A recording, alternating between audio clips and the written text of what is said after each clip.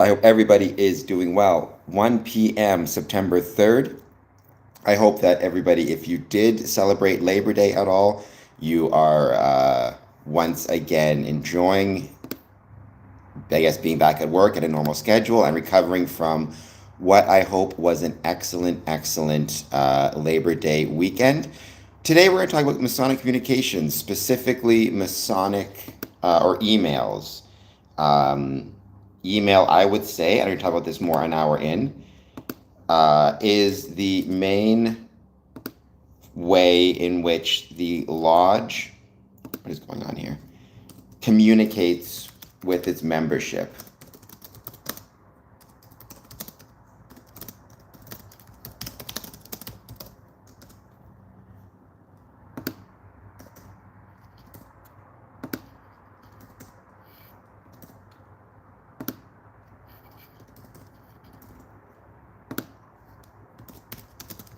So, welcome, Smokey. That actually looks like not just hearts, but the Red Cross symbol. As someone who has received first aid training, I think that's awesome to have. Thank you. Yes, it's nice to be looking good. I appreciate that, Ryan. Got my hair cut, got myself shaved finally. I was definitely way behind schedule, so I needed it for sure. Uh,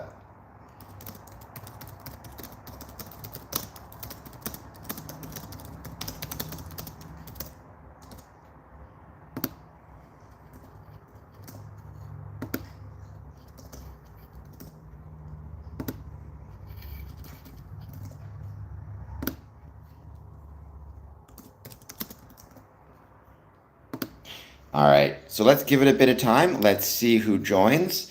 The first hour, as always, is just hanging out and chatting, and then the second hour is when we start on the specific topic. In this case, how many emails do Masonic communications via email?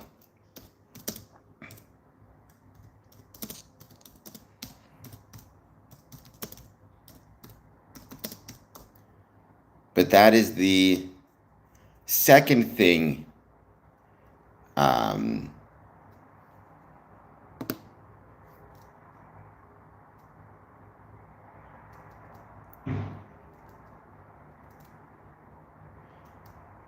That is, as always, the second part of the stream. The first part is just hanging out, seeing who joins, and seeing who wants to chat about Freemasonry. So any thoughts you have on Freemasonry, positive, negative, or neutral, I'd love to hear them.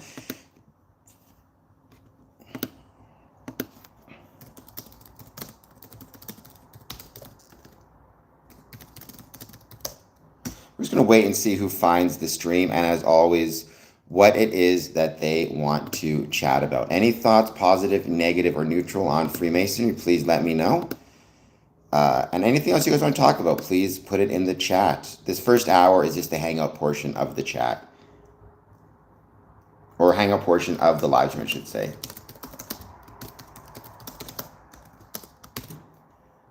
It was a good stream last night at 1 a.m. as well. So thank you to everybody who joined for that. And thank you, Smokey. I've been seeing you put the comments in, the hearts in the comments. I truly, truly appreciate that also. So thank you so much for that. It's funny, but it's a little thing. Comments, they make a big difference when it comes to the algorithm, right? Make a big difference in terms of demonstrating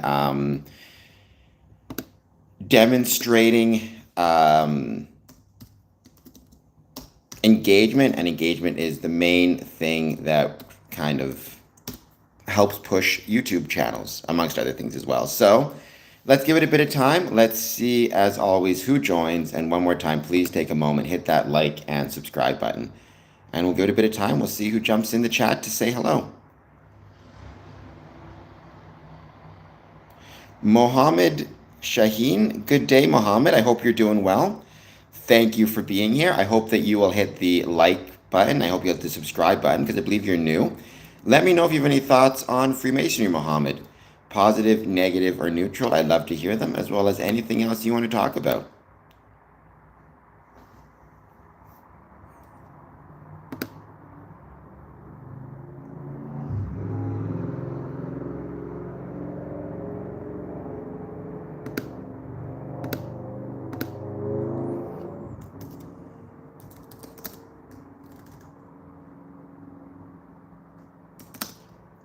That is a great question. I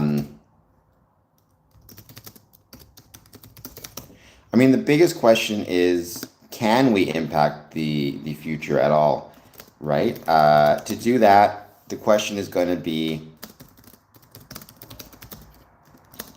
just give me 1 sec to send this out.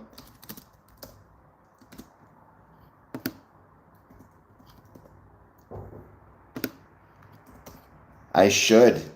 Grok could definitely probably help with that. But I think I have an answer. I think I have a good answer. I'm just quickly sending this off to invite some people.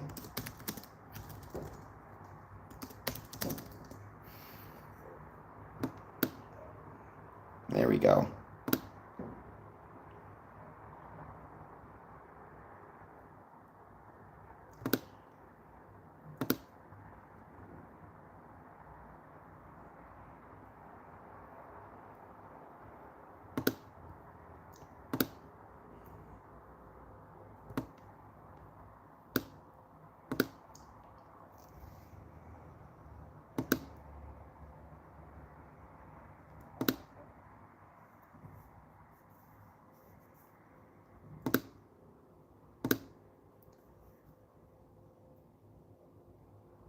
Here it is. There we go. Took me a second. All right, sorry about that. Sorry about being delayed.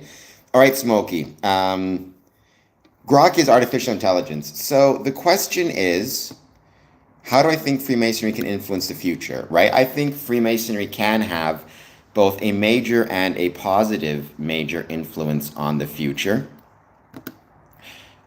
The extent to which it will or not is going to be dependent upon how relevant it is to the communities in which it's located.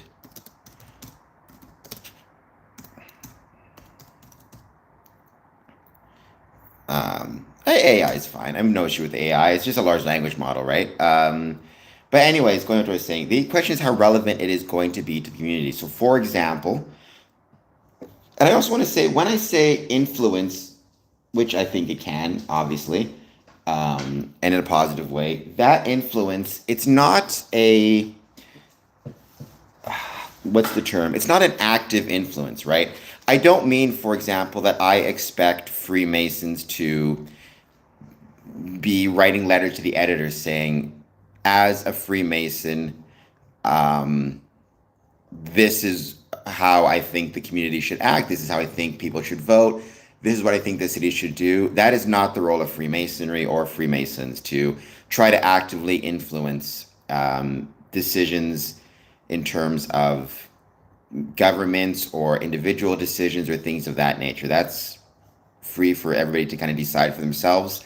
That's the democratic process. However, Freemasonry can influence through example, right? By showing the world that there exists a place in which men and women of various political beliefs, of various religious beliefs, of various economic backgrounds, of various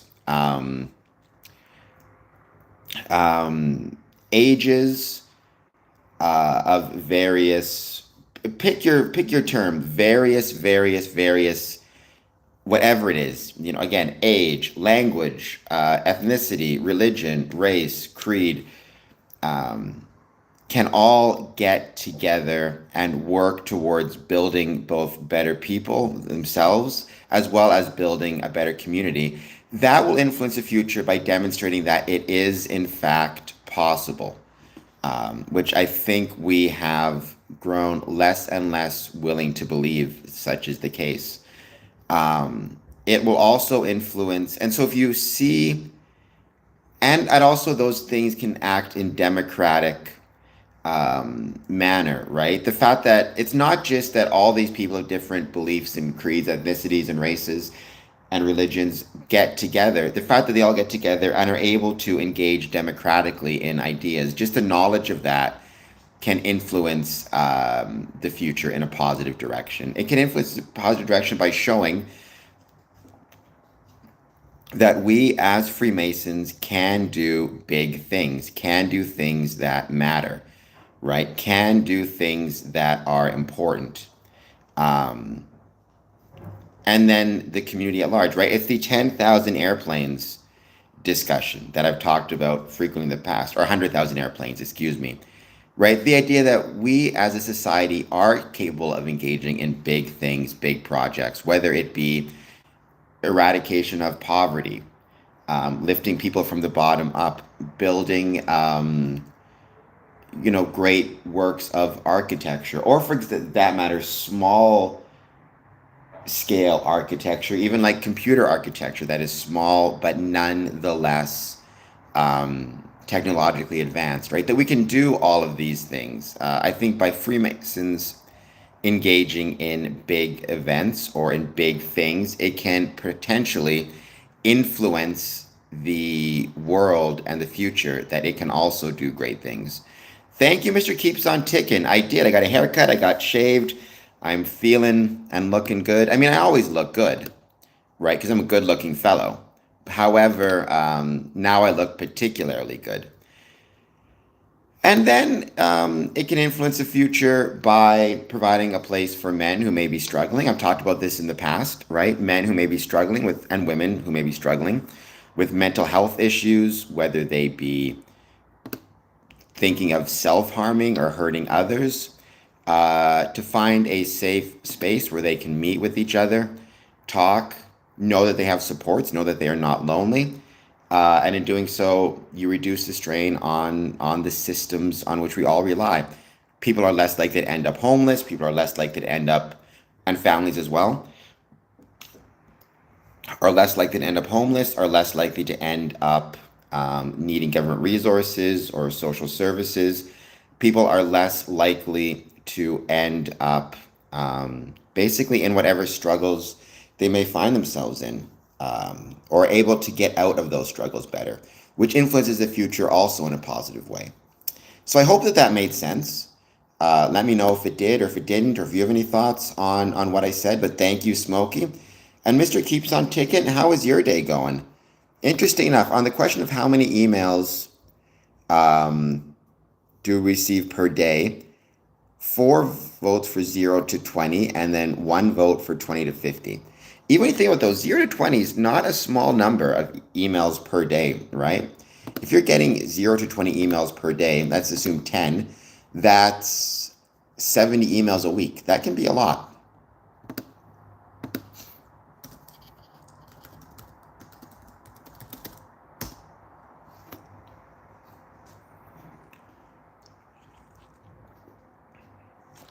I am, Mr. Keeps on Ticking. I'm including just all emails, work, personal, whether you get them all in a single account, like some people will forward their personal emails to their work account or vice versa, or if you have, let's say, 2 or 3 different accounts, and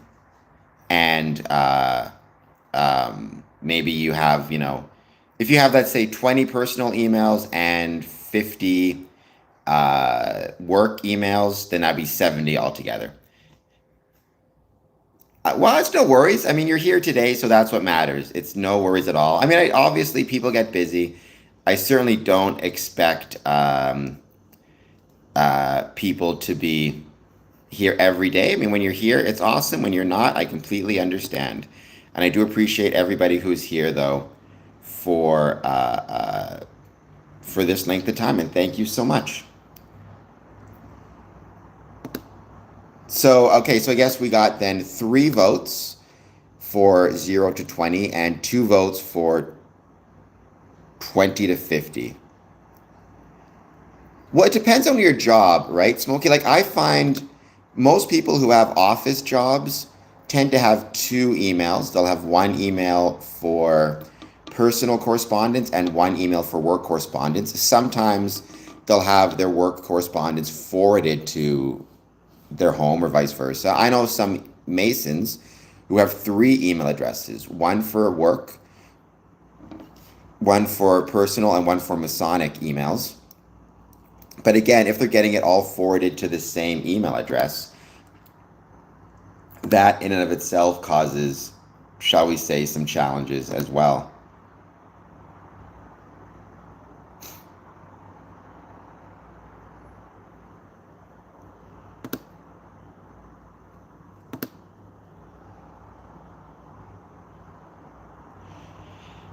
I mean, it probably is insane. I understand where it comes from because, um, like, if you are the type of person, let's say you do spend 12, 13, 14 hours a day on, at work, then maybe it makes sense to get your personal emails forwarded to your work email address, just because that way, if you're all in your work computer all the time anyways, you're going to see them. However, it does lead to some of the problems we're going to talk about, which is email overload. And when you have email overload, to what extent does it affect your ability to see Masonic emails in particular, right? Because that is where I would say the challenge often comes into play.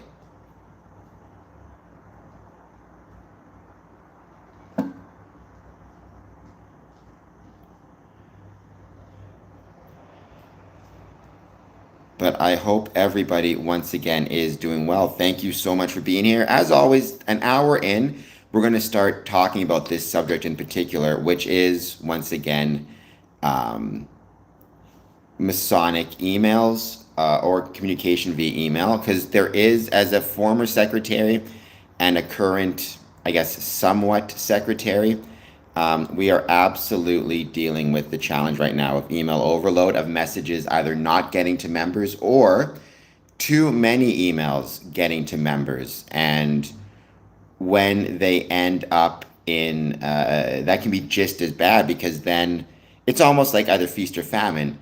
You either don't get any emails coming through because maybe you have your spam filter set a certain way, or the way emails are being sent are not coming through, or you have too many emails from Freemasons coming through all at the same time, and you can't get to them all, and things start to get lost.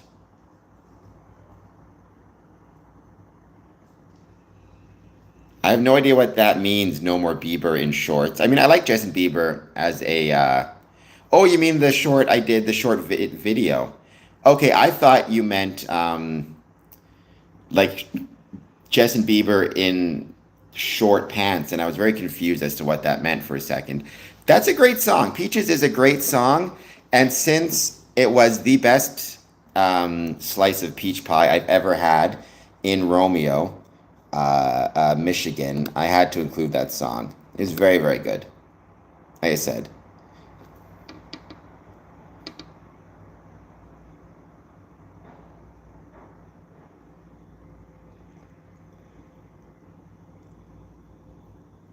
I mean, I will take some Uber Eats vouchers, Mr. Keeps on Ticking. So send them my way.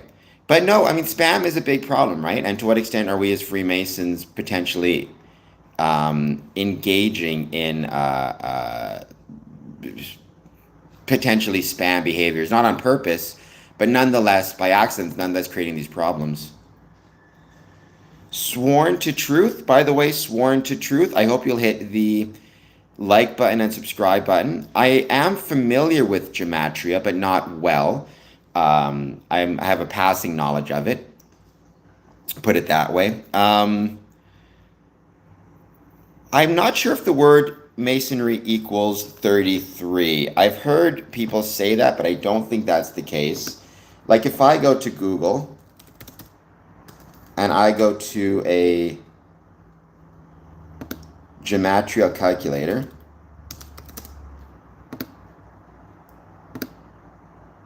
and I insert the phrase masonry, let's see what pops out. So masonry in Hebrew gematria equals 691, in English 630, and in simple gematria 105. Yes, go get your customers, Smokey, but thank you for being here. But Sworn to Truth, let me know how you're doing and if there's anything you want to talk about when it comes to Freemasonry. Any thoughts you have, positive, negative, or neutral, I would love to hear them. By the way, I was also thinking it might be worth talking. Again, this is not a political channel. This is not an economics YouTube channel. However, politics and economics affects Freemasonry, for better or worse.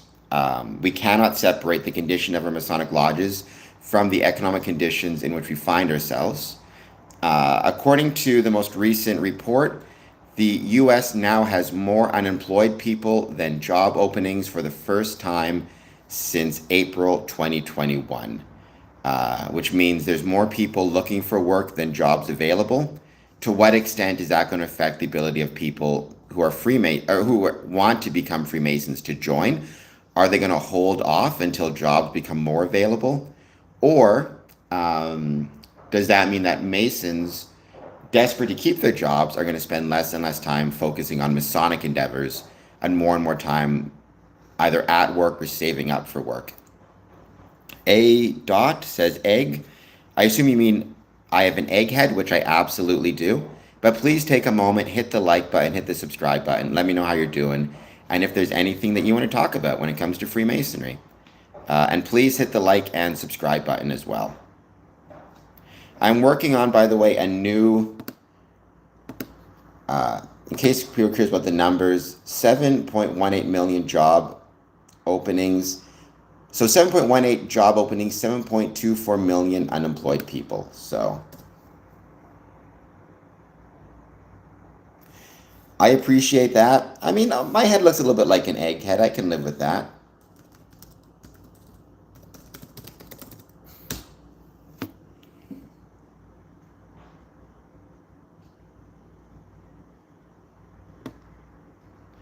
And by the way, in less than a week, we have The Long Walk coming out. I've been beyond excited to see The Long Walk show up.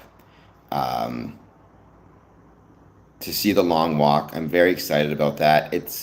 I think there's going to be some Masonic themes in that movie based on the book. Then again, though, because I love Freemasonry, I can find Masonic themes in almost anything, in fairness. So...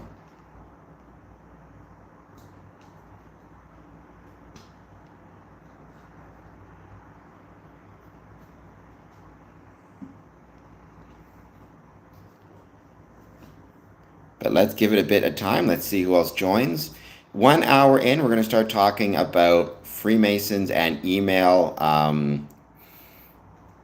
guess, protocols, if that's the word you want to use. Email, like how to do a proper email list, how to make sure that your emails aren't ending up in spam, and what we as Freemasons who are receiving Masonic emails can do to make sure we're seeing them as well. Because that matters also, right? Like... It's not always on the sender. Sometimes it's on the recipient having not so good. So let's put it as email hygiene, if we want to call it that way.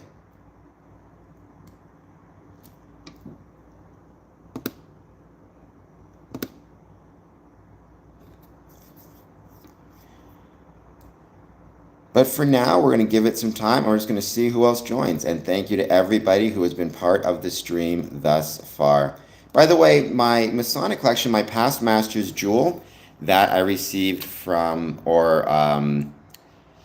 my father, it was my grandfather's jewel, got a fair bit of views, at least for me, on YouTube Shorts. So...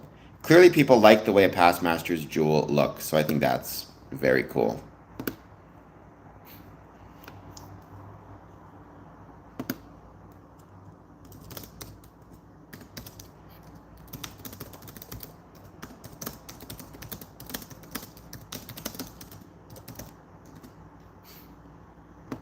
But for now, welcome. Please jump in the chat, say hello. We'll start on the main topic, like I said, in about an hour or so.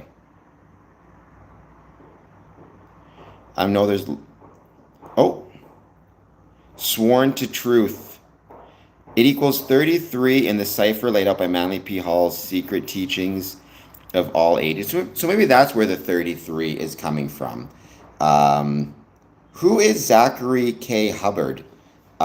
Sworn to Truth. I'm not sure I've heard of him before. Today's topic, Mr. Keeps on Ticking, is once again email sending, receiving, going into a little bit more detail. I would say for the average Mason, the most common form of communication between a Mason and his lodge is through electronic sources, particularly email. Although social media is absolutely taking a growing. A lot of Masonic lodges now have WhatsApp chats, things of that nature. So we are working on it in terms of other ways to communicate. Okay, Sworn to Truth, do you mind if I ask you, have you been on this stream before? I don't think I recognize your name, but if you have been, then welcome back. And if you are new, let me know how you came across this stream. Were you just searching for different channels, or do you search for things about Freemasonry? How is it that you found us?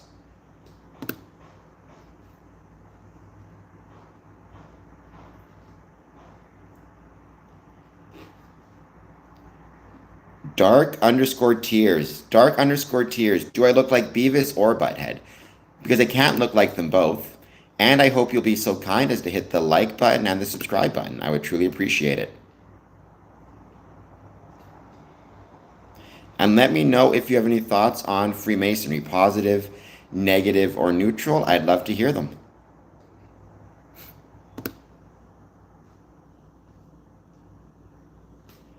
I appreciate you pushing the like.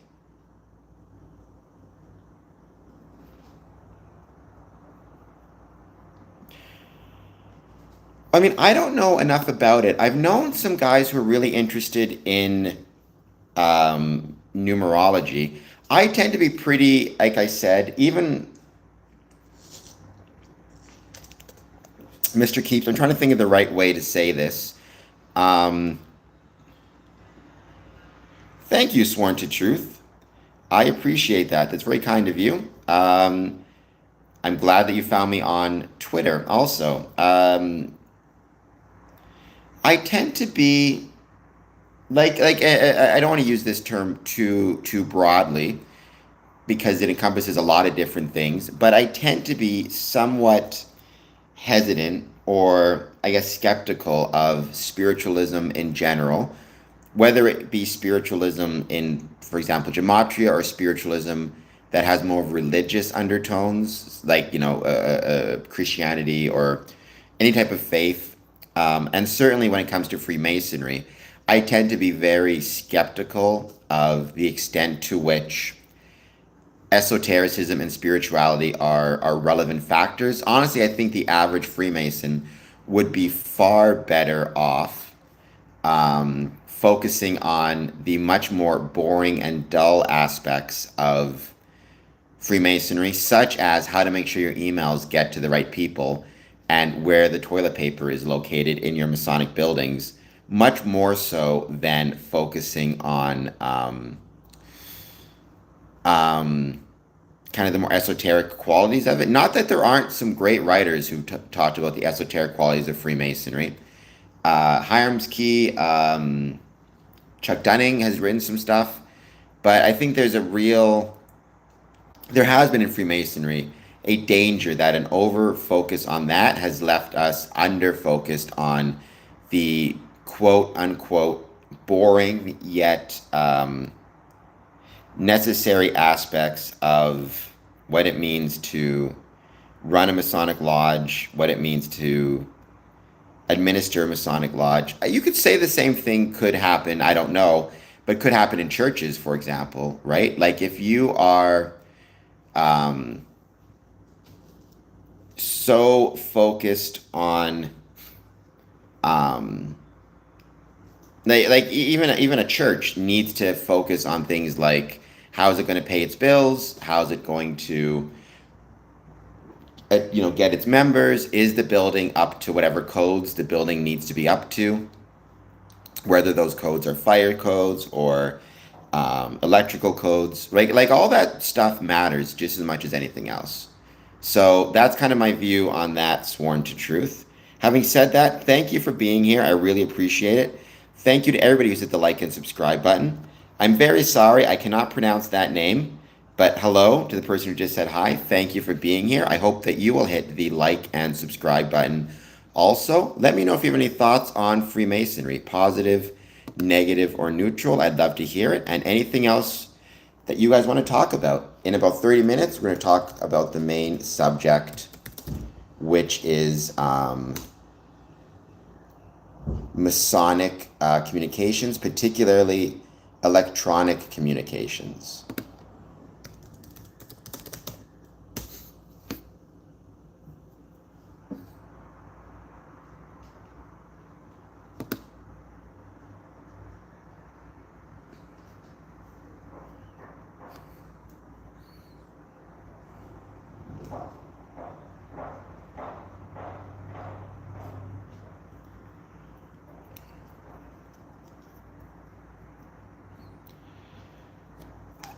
I did not know that 3 of the first 5 presidents died on July 4th.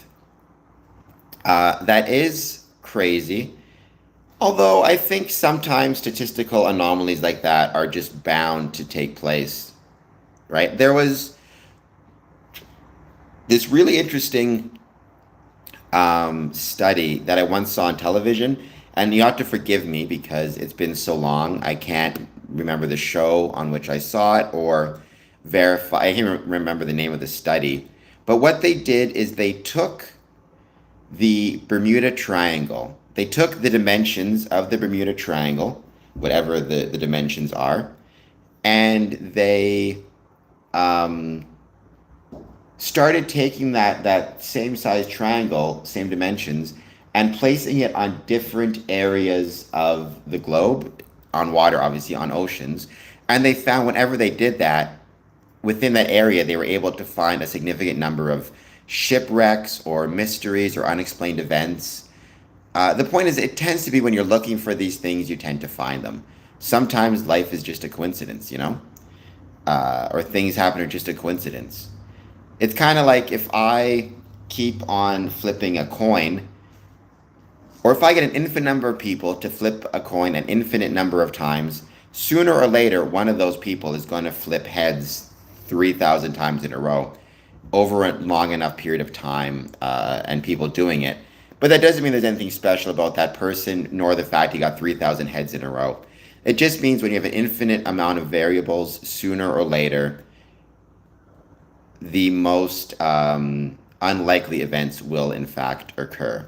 So long as it's allowed within the laws of physics, right? Nobody will ever be able to flip a coin that flips faster than the speed of light, for example. However, like I said, even if it's a very low probability event, like flipping a heads 3,000 times in a row, if you have an infinite number of people flipping coins an infinite number of times, sooner or later it will happen. Tomaz Stepien, hello. I hope you're doing well. I hope you'll hit the like and subscribe button, Tomaz, and let me know if you have any thoughts on Freemasonry. Positive, negative, or neutral. I'd love to hear it.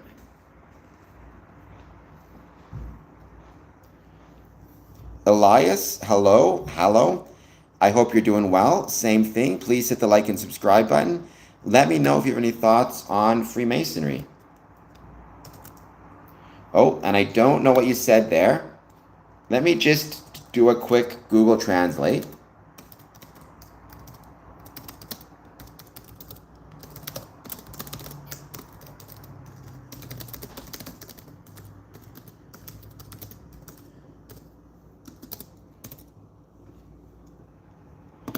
Let me see what it is that you're saying. Maybe I can respond by asking you, I think that's German, right? To hit like and subscribe.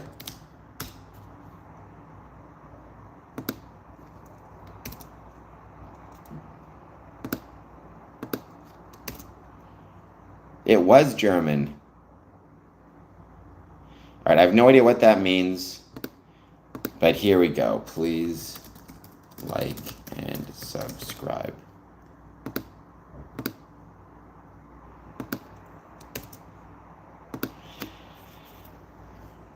And let's give it a bit of time. Let's see who else joins. In 25 minutes, we're going to start talking about the main subject, which once again is going to be We have a F. Welcome, freedom is yours. Thank you for being here. I truly appreciate it. If you don't mind my asking, can you let me know how you came across this stream? I assume you were scrolling. Um, well, I can tell you what I would assume goes on there. I've been a Freemason since 2007 myself.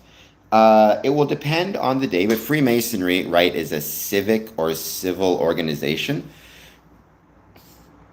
So a community group, um, which has its origins in stone Masonic guilds from the 15th centuries. So what's happening there at any given point will either be I don't like this term, I will say administrative meeting, although most call it a business meeting.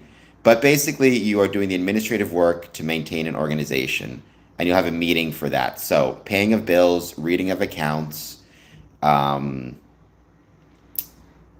Masonic education, who's sick, who's in the hospital, basically just dealing with the day to day functions that allow a group to exist, banking information, things like that. And then they will also be having rituals nights where they will bring in new applicants, new candidates to join Freemasonry, as well as the lodge may hold social events, public events, gatherings, things of that nature. But freedom is yours. If you're interested in learning more about it, you should go and knock on the door. Now, I can't guarantee the lodge is not clandestine, though most times you're safe, assuming it's not. But you can just ask them which Grand Lodge they're affiliated with. Welcome, Carl. Thank you for being here. Please hit that like button. Freedom is yours. I hope I answered your question well. And I hope that you'll hit the subscribe button if you've not done so yet. I truly appreciate it. Welcome, Ed. I hope you're doing well also. Thank you for being here. Please take a moment, hit that like and subscribe button. Let me know how you're doing and if there's any questions you have about Freemasonry. Positive, negative, or neutral, I'd love to hear it.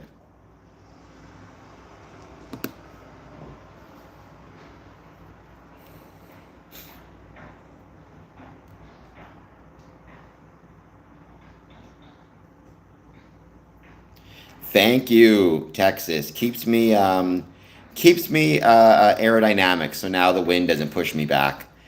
Ed, same thing. I hope you'll hit the like and subscribe button. And um, freedom is yours. I hope I answered your question well. If I didn't, please let me know and I'll try again. In terms of the email question, interestingly enough, how many, on average, how many emails you receive per day? 0 to 20, 60%, 20 to 50, 30%, 50 to 100, 10%. Nobody yet over 100, although I know that they exist.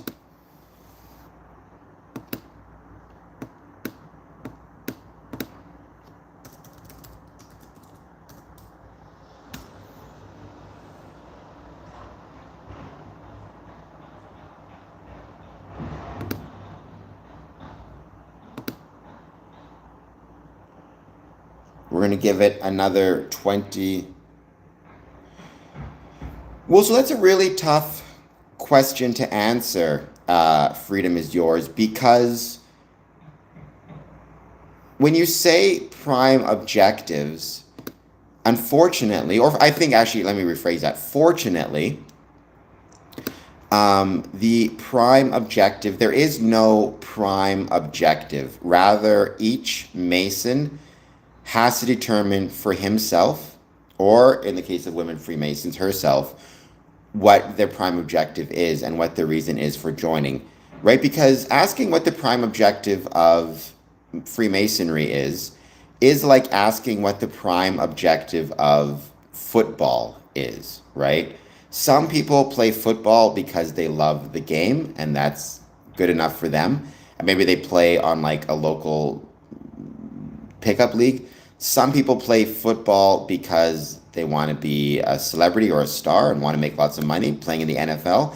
Some people play football because they want to get in shape and get healthy. Some people play football. Like there's a million, there's approximately 850,000 Freemasons in America, and that means there are approximately 850,000 objectives. And one of the questions you need to ask yourself, anybody's interested in joining, is what is my reason for joining? Am I joining because I want to meet new people that I would not meet otherwise? Am I joining because I want to be part of a historical group that traces its origins back 300 years? Am I joining because I want to improve in certain aspects of myself? Like I want to become a better public speaker. I want to become better at memorizing things. Am I joining because I love history? Am I joining because I have family members who were connected to it, right? There is no, it's almost like asking what is the prime objective of America? What is the prime objective of any group organization? Um, the prime objective, like for me, I'll tell you this, and I will answer your question, freedom is yours, but I will tell you this, in my opinion, the prime objective is in Freemasonry is to fight for a better world through the application of brotherly love, relief, and truth. That is what I believe the prime objective is. A lot of people will say that their prime objective is the prime objective of Freemasonry is making good men better. But I've never been a big fan of that answer, to be honest. Um, I prefer mine, but everybody has to decide for themselves. Okay, so going back to what you asked there, are there any taboo topics? There are two taboo topics within Freemasonry. You are not allowed to discuss politics, and you are not allowed to discuss religion while a lodge is in labor, it's called, or meeting. You can discuss it afterwards if you want, but during your meeting itself, you are not allowed to discuss politics or religion. It's kind of like at the dinner table, not allowed to discuss those things. In terms of revered practices, obviously there are Masonic rituals, but everything should be revered, I think.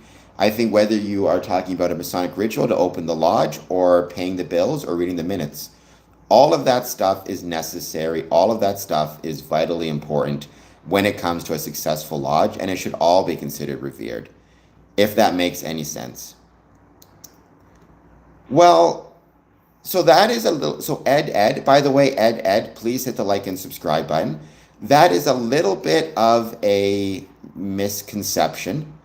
The Masonic rituals have changed many times over the years. They've also changed jurisdiction to jurisdiction, right? The type of rituals that exist in Texas are different than what exists in Ontario, is different than what exists in England, etc., etc. And so that's a really important thing to keep in mind. The meaning, again, is, there is some generalized meanings. The entered apprentice degree often symbolizes the importance of charity, fellowcraft, the importance of education, etc., etc. However, I'm a big believer that at the end of the day, just like the prime objective of a Masonic journey must be left to the individual to ascertain, in the same way the prime objective of the Masonic ritual, or what the meaning of the Masonic ritual is, must be left up to each individual to decide. Oops, sorry about that. I agree with take no enemies. Hockey family, bad. I can't pronounce all of that. Welcome, hockey family. Please hit like and subscribe. You're not wrong. Freedom is yours. There are many misconceptions, but or rumors and misinformation. But I'm working hard on this stream to try to change that because I've been a Freemason since 2007.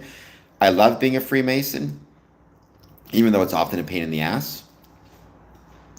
And yeah, I enjoy chatting about it. Even when people have misconceptions or rumors about it, I still enjoy talking about it because it helps me learn and better understand why I love Freemasonry. So,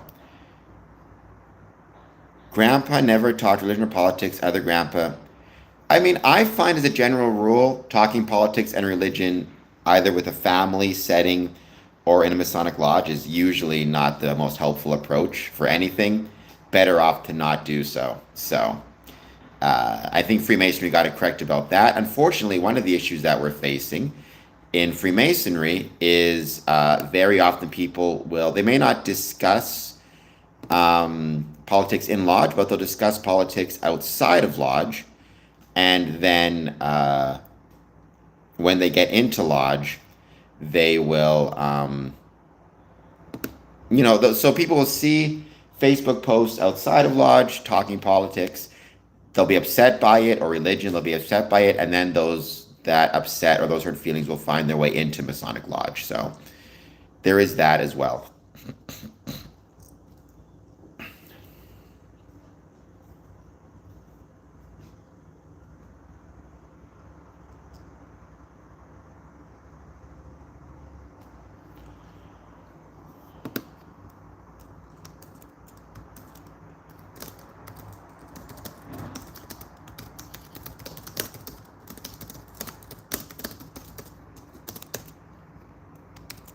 I'm just inviting a couple more people. We're going to be doing our Elias. Welcome, Elias. Please hit like and subscribe.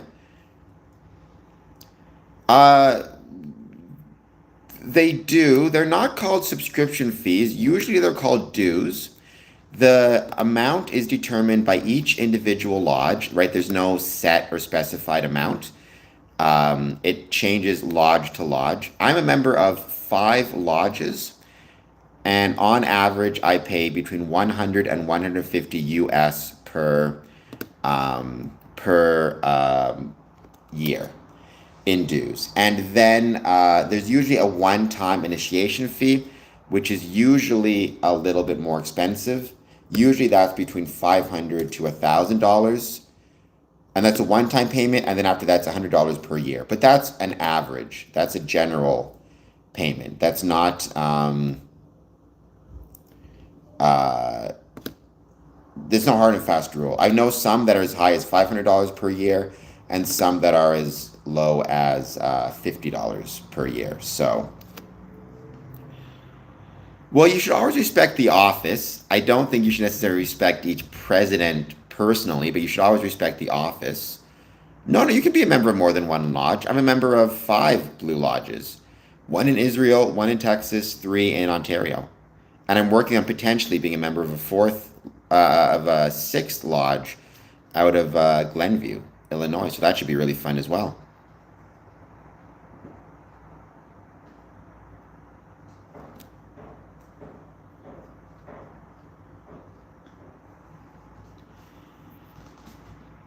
I hope that you will join. Thank you all for being here. Once again, please take a moment, hit that like and subscribe button if you're new.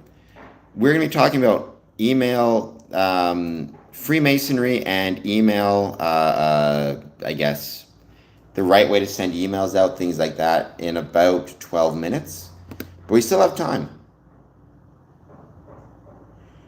Well, no. So, Carl, there's 2 types of memberships, right? There's joining, and that's what's called your mother lodge. So I was initiated, passed, and raised in Windsor Lodge 403, but then you can become what's called an affiliated member with any other Masonic lodge that is recognized. And so because I was already raised in Windsor, when I affiliated with let's say Harmony Lodge, I affiliated as a Master Mason, right? I could have affiliated as a fellow craft and then been raised there, but once you're raised once, then you're raised, and after that, whenever you affiliate with your rank of whatever it is that you are. No, I talk about Scottish Rite, York Rite, Shrine. I'm not as proficient in those rites as I am with Blue Lodge or Craft Lodge, so it doesn't come up as often, but I talk about all of those things as well. I mean, sure, it depends. It would have to be relevant somehow to Freemasonry, so there'd have to be a reason for it to be brought up in lodge. I mean, after lodge, people will discuss anything they want. After the lodge meeting is finished, People will go out to the bar. People will go out to the restaurant. People may go up, a different part of the building and hang out and drink some pop, and they may discuss,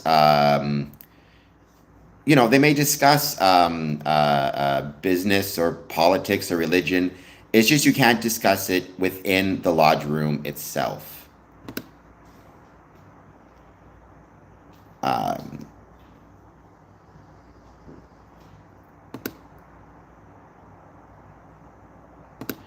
by the way, on average, how many emails do you receive per day? 0 to 20 still in the lead.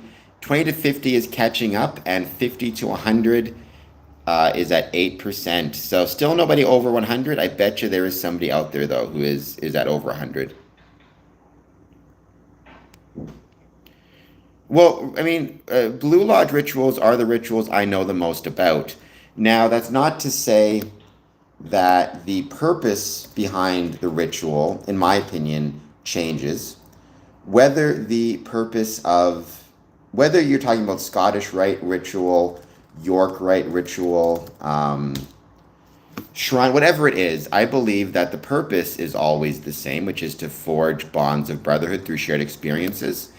And in the same way, I believe that to be the case. I also believe that it's important to maintain the privacy of those rituals for the same reason.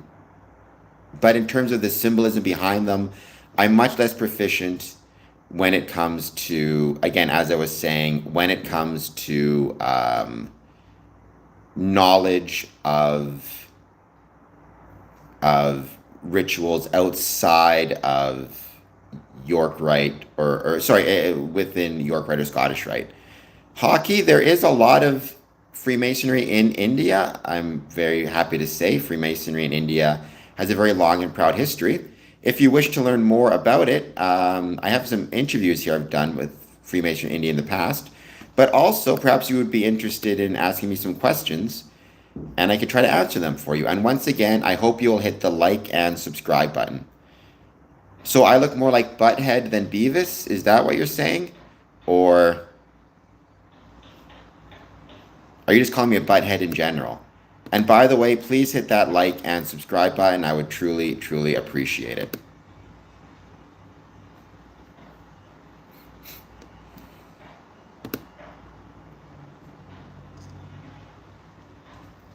Well, thank you, hockey family. There's, like I said, there's a ton of Freemasonry in India. Freemasonry in India is divided between four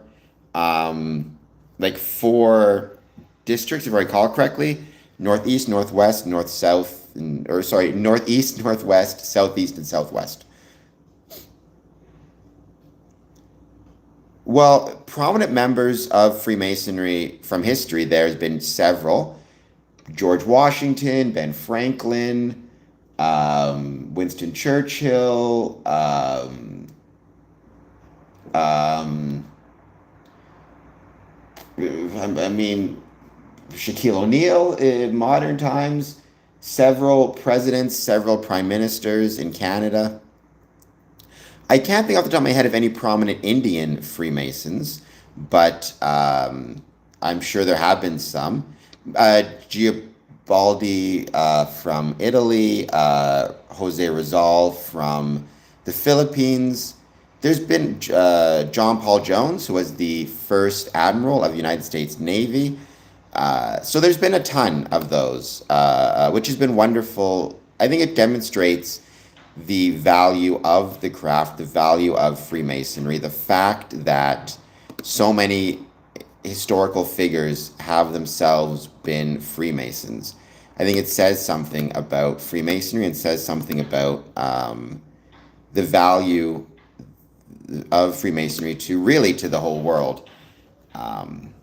That's not to say there's been many prominent people who have not been Freemasons either. We're going to keep that in mind.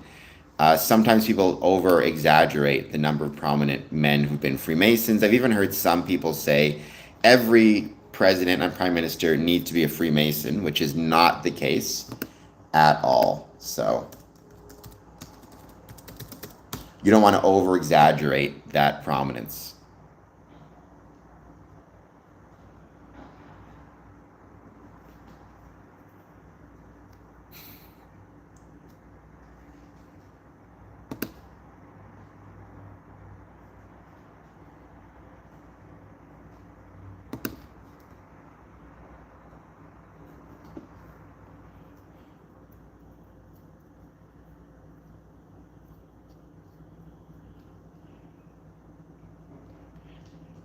welcome. I hope everybody's doing well. Please take a moment, hit that like and subscribe button if you're not done so yet.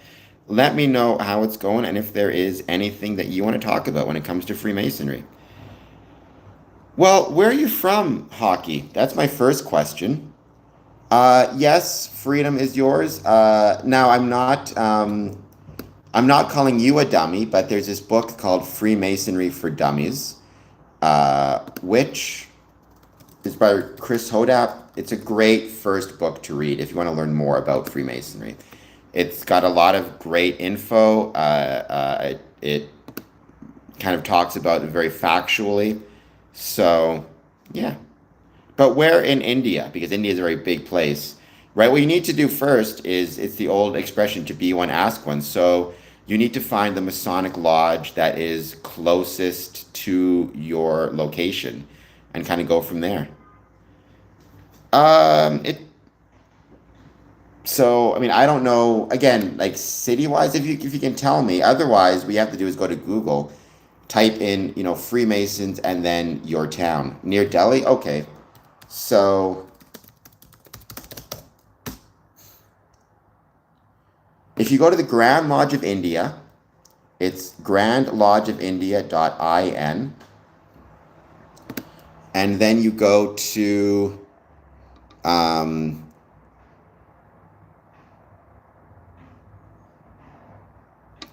contact,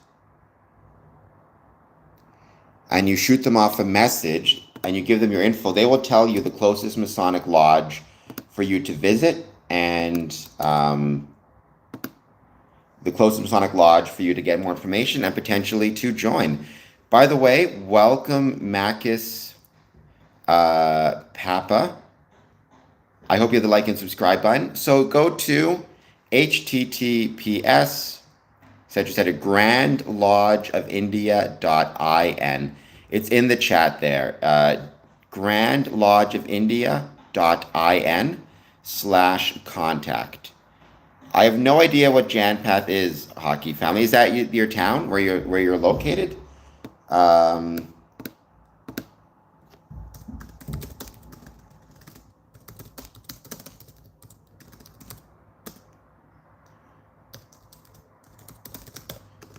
Great Destiny from Greece. Please take a moment, hit the like and subscribe button. Thank you for being here. I hope you're doing well. Please take a moment, hit the like, hit the subscribe button if you are new. I don't believe I have anybody on subscribe from Greece. Maybe I do. Oh, Janpath in New Delhi is home to Freemasons Hall. You're actually in the city in which Freemasons Hall actually exists, like is actually located.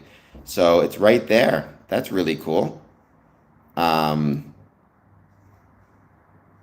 guess it's located at 48 Tolstoy Road. And then the closest one is 15 Tolstoy Road. Local languages.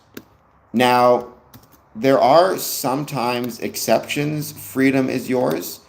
There can be exceptions depending on some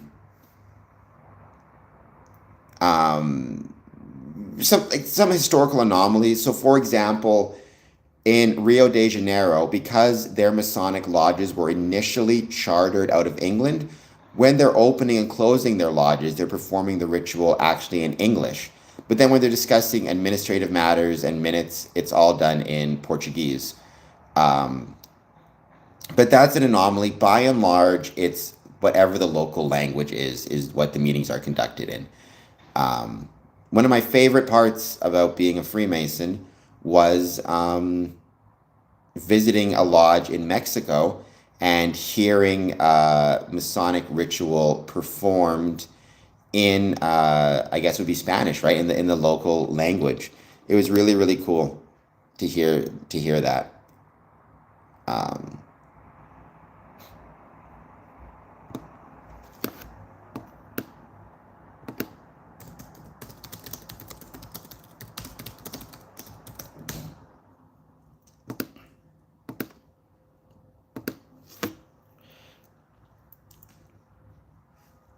Carl Sandburg. Oh, that's Greek to me. Carl Sandburg with the funny jokes.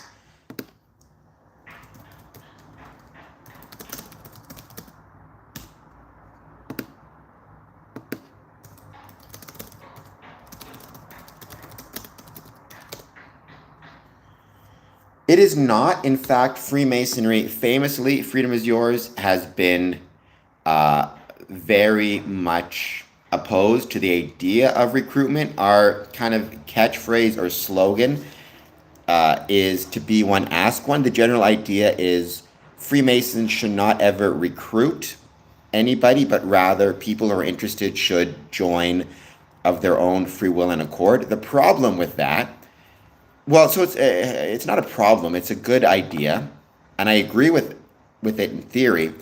The problem is, for many years, people took this idea of not recruiting and treated it as though what it meant was Freemasons. It's not just that we couldn't recruit, rather that we couldn't even talk about Freemasonry or what it is that we love about it. Even doing this stream once upon a time would have been considered recruitment, which would have been um, considered, a very bad thing. Thankfully, that has changed. And I think it did hurt Freemasonry for many years. One of the things that really hurt Freemasons was that we overly emphasized this idea of we're not even going to talk about Freemasonry or our experiences with it. So it's not a requirement to recruit. It's actually frowned upon quite heavily. But thankfully, we now recognize and understand that talking about why we like Freemasonry, what it is we love about Freemasonry, and what we hope others will love about Freemasonry is not recruiting people, right? And the more people understand, more Masons understand that, the better it is. But it's definitely not a requirement. We could use some new members. Membership is dropping, but membership is dropping in almost every organization and group. So um, it's not a unique issue for Freemasonry. No worries. I hope you got a good bite to eat, whatever it was. And thank you, everybody, for being here. I hope everybody's doing well. Please, as always, take a moment to hit the like and subscribe button. I would truly, truly appreciate it.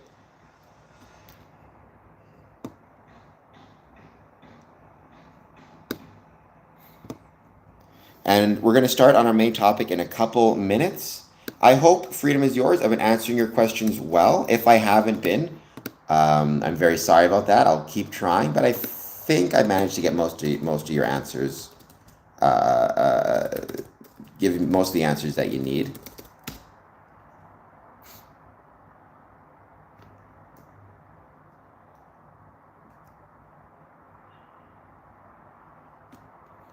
We're going to give it another, let's say, 10 minutes, maybe 5 minutes, and we'll start on the main topic. But I have been enjoying the questions I've been receiving so far. Hopefully, I'll get a few more.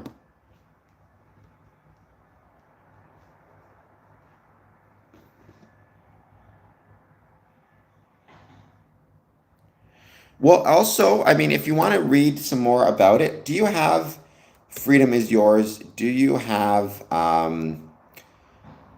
Medium? Do you know what Medium is when I refer to that?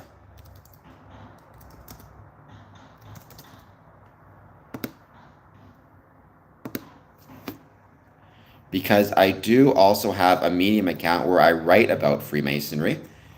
Let me share the link in the chat. If I could find it, if I could pop up.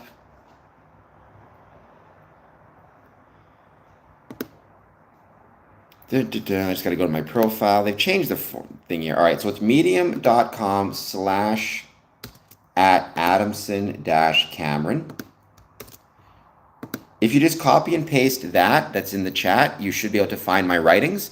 I hope you consider following me on there because I do enjoy writing about Freemasonry just as much as I enjoy talking about it. So you can check out my stuff there. And then obviously you can check Freemasonry for Dummies. But there's also a list of really good resources therein also. Hmm.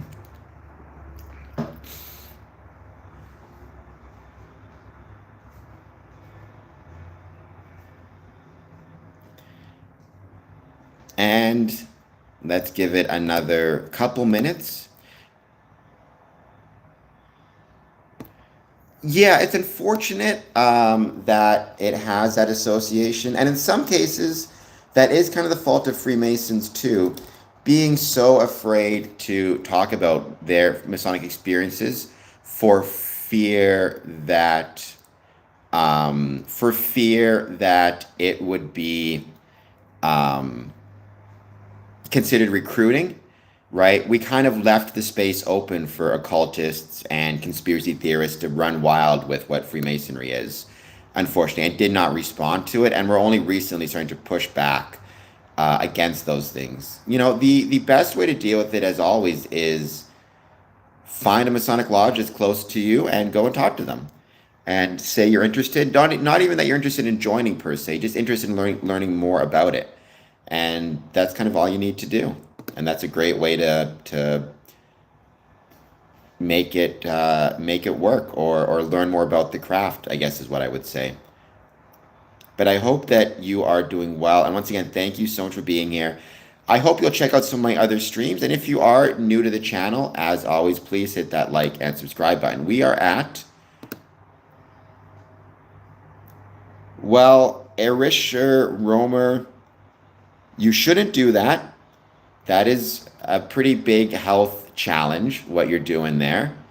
But I still hope you'll hit the like and subscribe button, despite the fact that I don't want to go to any Walmart where you have attended. In case anybody's curious, on average, number of emails received per day, 16 votes. 75%, so 12 receive 0 to 20.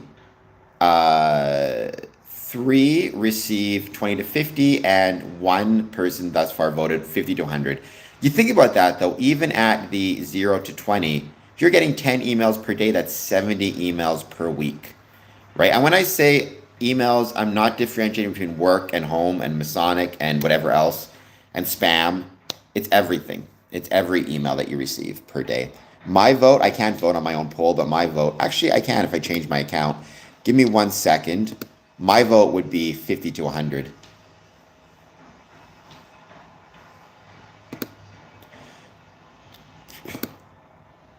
Well, Erisker Romer, I'm going to have to put you in timeout. But there you go. Don't go to any Walmart where that man has been. So for Freedom is Yours, one of the, and this is me speaking personally for myself, I think one of our other biggest errors or mistakes in Freemasonry, at least in the fraternal side of Freemasonry, is that we did not show enough respect to the Order of Women Freemasons or to Eastern Star, both of which are women's groups. Order of Women Freemasons is exclusively for women, and Order of Eastern Star is for men and women. And because we have not shown them enough appreciation, I really can't answer that question because I don't know myself how many prominent women Freemasons there's been. I will say Jennifer Newell was on my podcast. She is the Grand Registrar of the Order of Women Freemasons here in Ontario. So, I mean, I guess she wasn't historically prominent, but she's really cool people, and I like her a lot. I enjoyed her episode a lot. Beyond that, though, it's very hard for me to say. But I should spend more time learning more about the Order of Women Freemasons. I know some of the, I guess, suffragettes, some of the women who were promoting or pushing for the right for women to vote, universal suffrage, were themselves members of the Order of Women Freemasonry in London. But I can't think of their names now off the top of my head. Do you mean Freemasons or women were the greatest spies? I mean, I'm sure there were women spies during various historical periods, historical epochs, if you will, historical conflicts. sometimes or oftentimes perhaps not getting the respect that they deserve.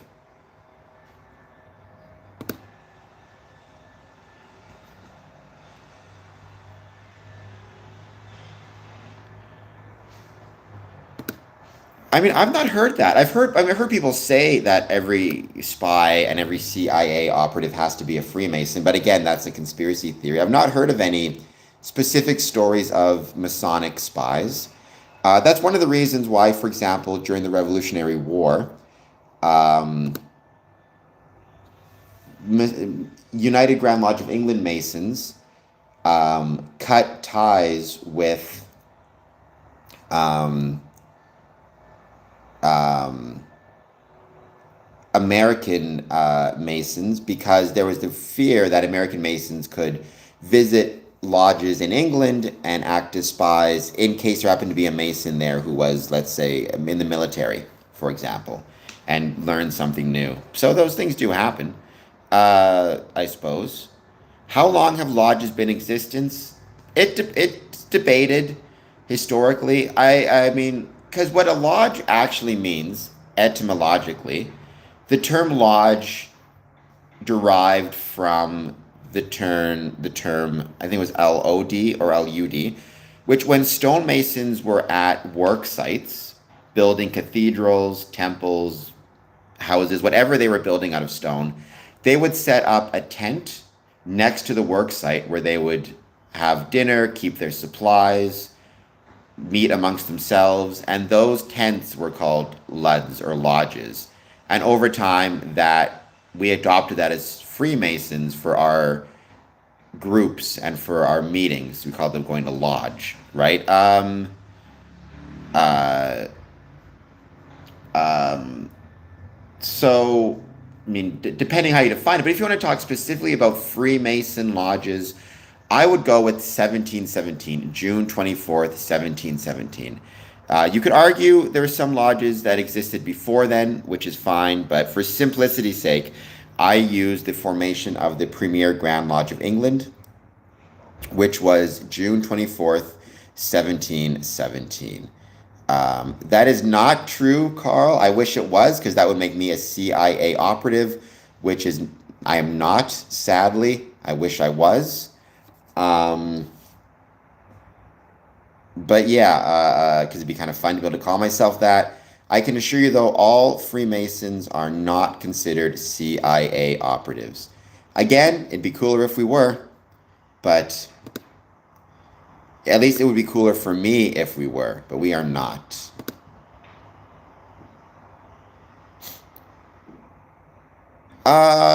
I mean, there was a Masonic lodge in Boston. I think that's the Green Dragon Tavern. Um, but the first Masonic lodge in America, at least in the area of land known as America, was St. John's Lodge in Boston, Massachusetts. So yeah, at the Green Dragon Tavern, if I recall correctly. Um, Let me double check to make sure I got the right location.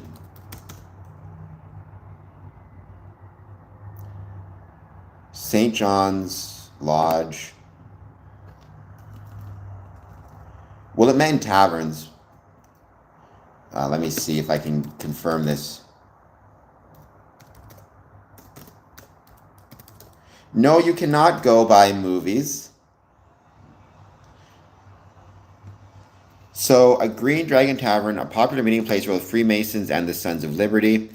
Um,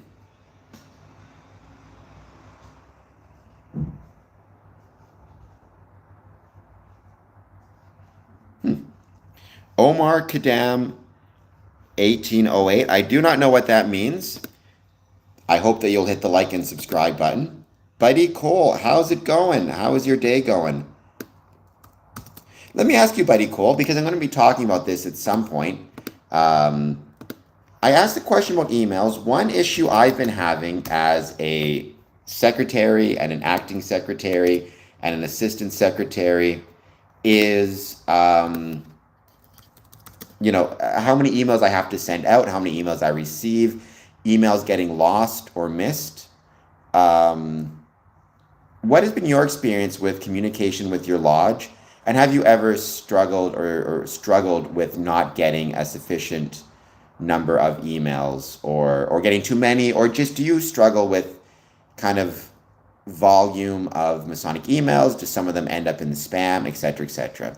Yes, well, somebody mentioned Boston, Massachusetts, and the oldest Masonic lodge that was chartered in America, which I believe met at at the Green Dragon Tavern, which is also a location within Assassin's Creed 3, one of the few video games I really enjoy.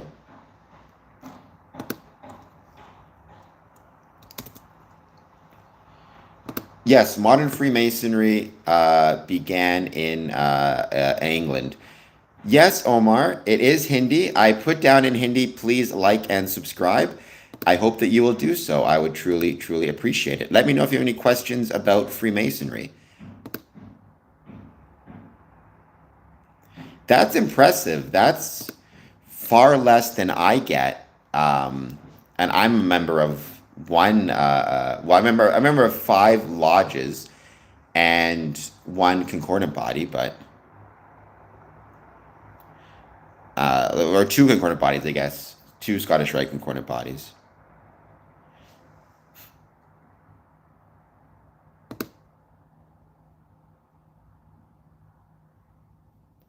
I mean, what I would say the issue we have, especially here in Ontario, is my jurisdiction has 14 lodges. So or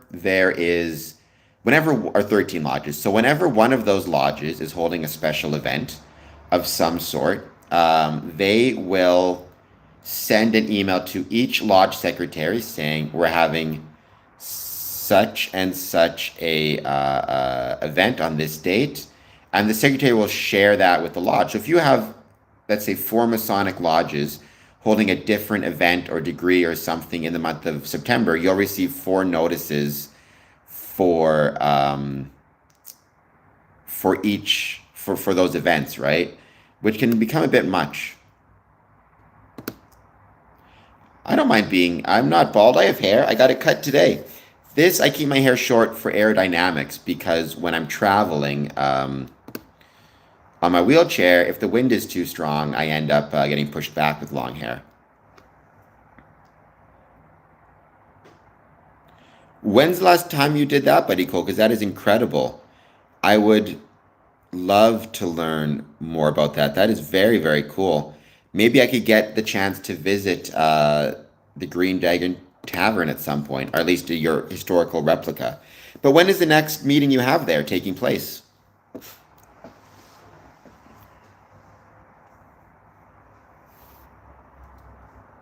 Well, that's still awesome. I think that's very, very, very cool.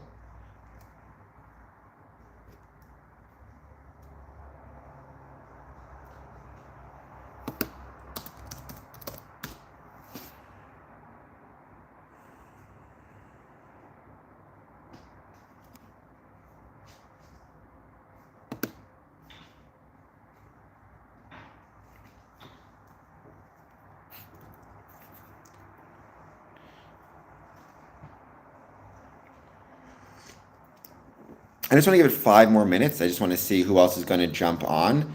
Car, if you're going to call me Baldy, then at the very least, what you could do is hit that like and subscribe button. If nothing else, I think that would be the fair thing to do.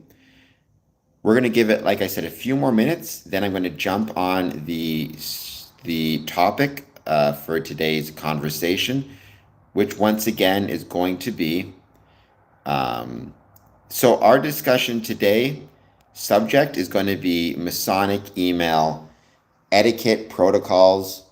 The majority of Masonic communication, when I say that, what I mean is communication between a member and a secretary or between a member and the lodge seems to be via email more so than anything else. And how to make sure what we can do on both sides, both the sender and receiver, to make sure that things are getting through and messages are being sent and delivered. I am glad that you did like and subscribe. Um, Thank you so much.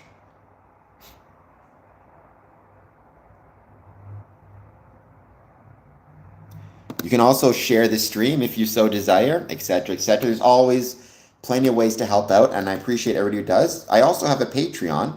If you want, you can go to my Patreon. I'll leave the link. You can even become a free Patreon member.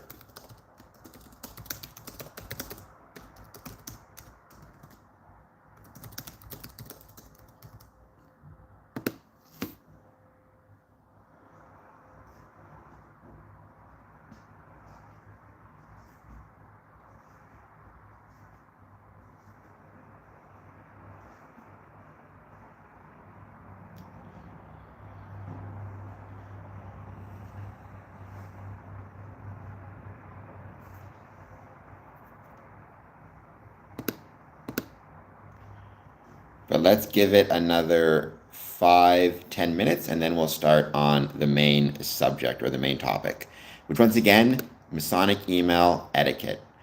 Which, believe me, or you could also say, what are the top mistakes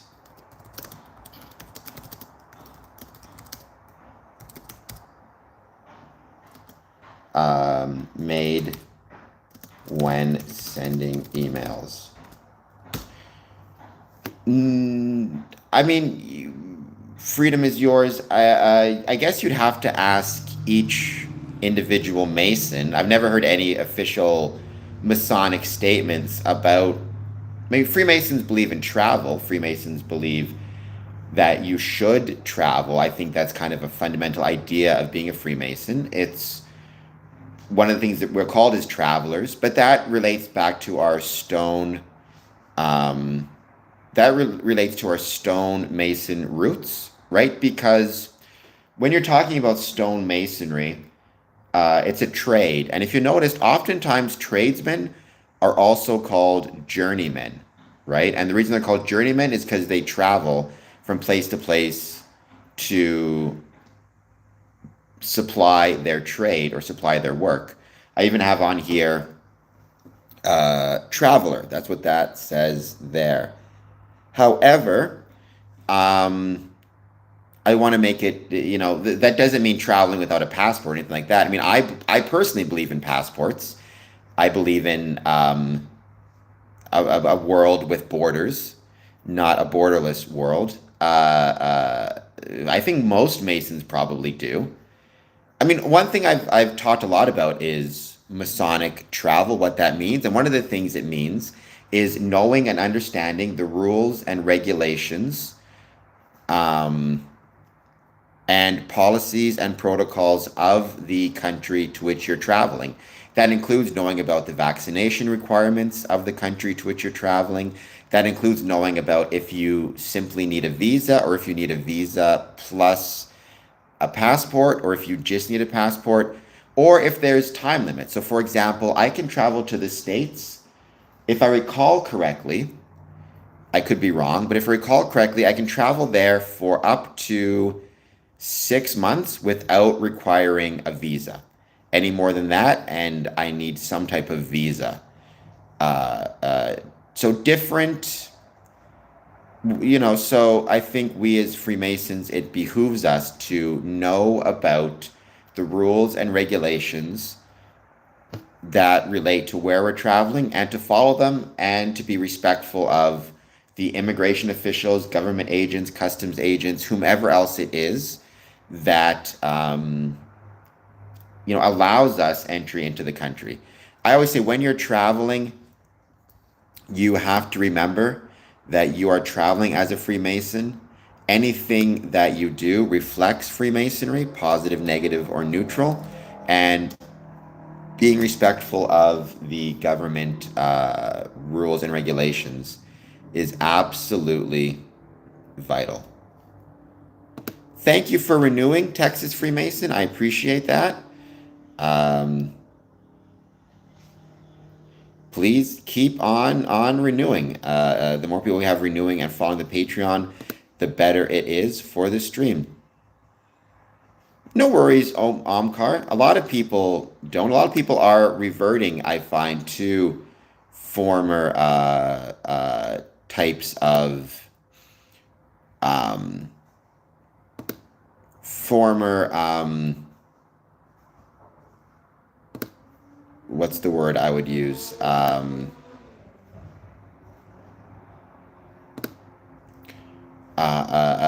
don't want to say antiquated, that's the wrong term. Less technological forms of communication to create a more personal touch, right? They find a letter can be more personal than an email. I will be back tomorrow, 1 p.m. Eastern, as well as 1 a.m. tonight. So you can find me then as well. But thank you so much for being here. So, why did I want to bring up this topic? Well, in my experience, and buddy, I don't know if you're still there or not, but if you're there, maybe you can let me know if you found the same thing. By and large, the most common way for a lodge to communicate with its membership seems to be email.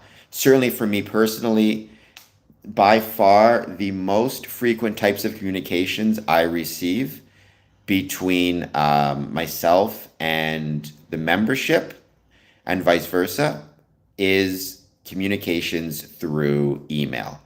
That includes both email from my lodge as well as email from Grand Lodge as well as email from concordant bodies. And that can include announcements. For example, if a brother passes away, I tend to learn about that, including information on the funeral services via email. The second most common way that people are communicating, it seems, or Masonically communicating, is social media. A lot of Masonic lodges and bodies are now creating private Facebook pages, either for whole districts or individual lodges, where they will put up and post announcements and things like that. Or what you're also seeing now more and more is Masonic lodges creating websites where they will post behind like a secured system. They will post their summons, their announcements, and it's up to the individual members to check that website, sign in, go to the back end, and check regularly to see what's happening. And instead of sending out an email to every member, you're expecting the members to check that centralized website every month, every week, whatever it might be. I would say the same thing, Buddy Cole. I think that's a pretty decent ranking. I would probably switch, though, 2 and 3. In my experience, it's email, then it's social media groups, then Google, then chats, Signal or otherwise, then websites. Obviously, each type comes with its own positives and negatives. The obvious positive for email is it's free. You can create a free site, free email address. You're not spending money on postage, nor on the paper, the envelopes, and the ink that goes into snail mail. It's quick. So, for example, John Smith passes away on Monday. John Smith has a funeral service on Thursday. Calling everybody will take time.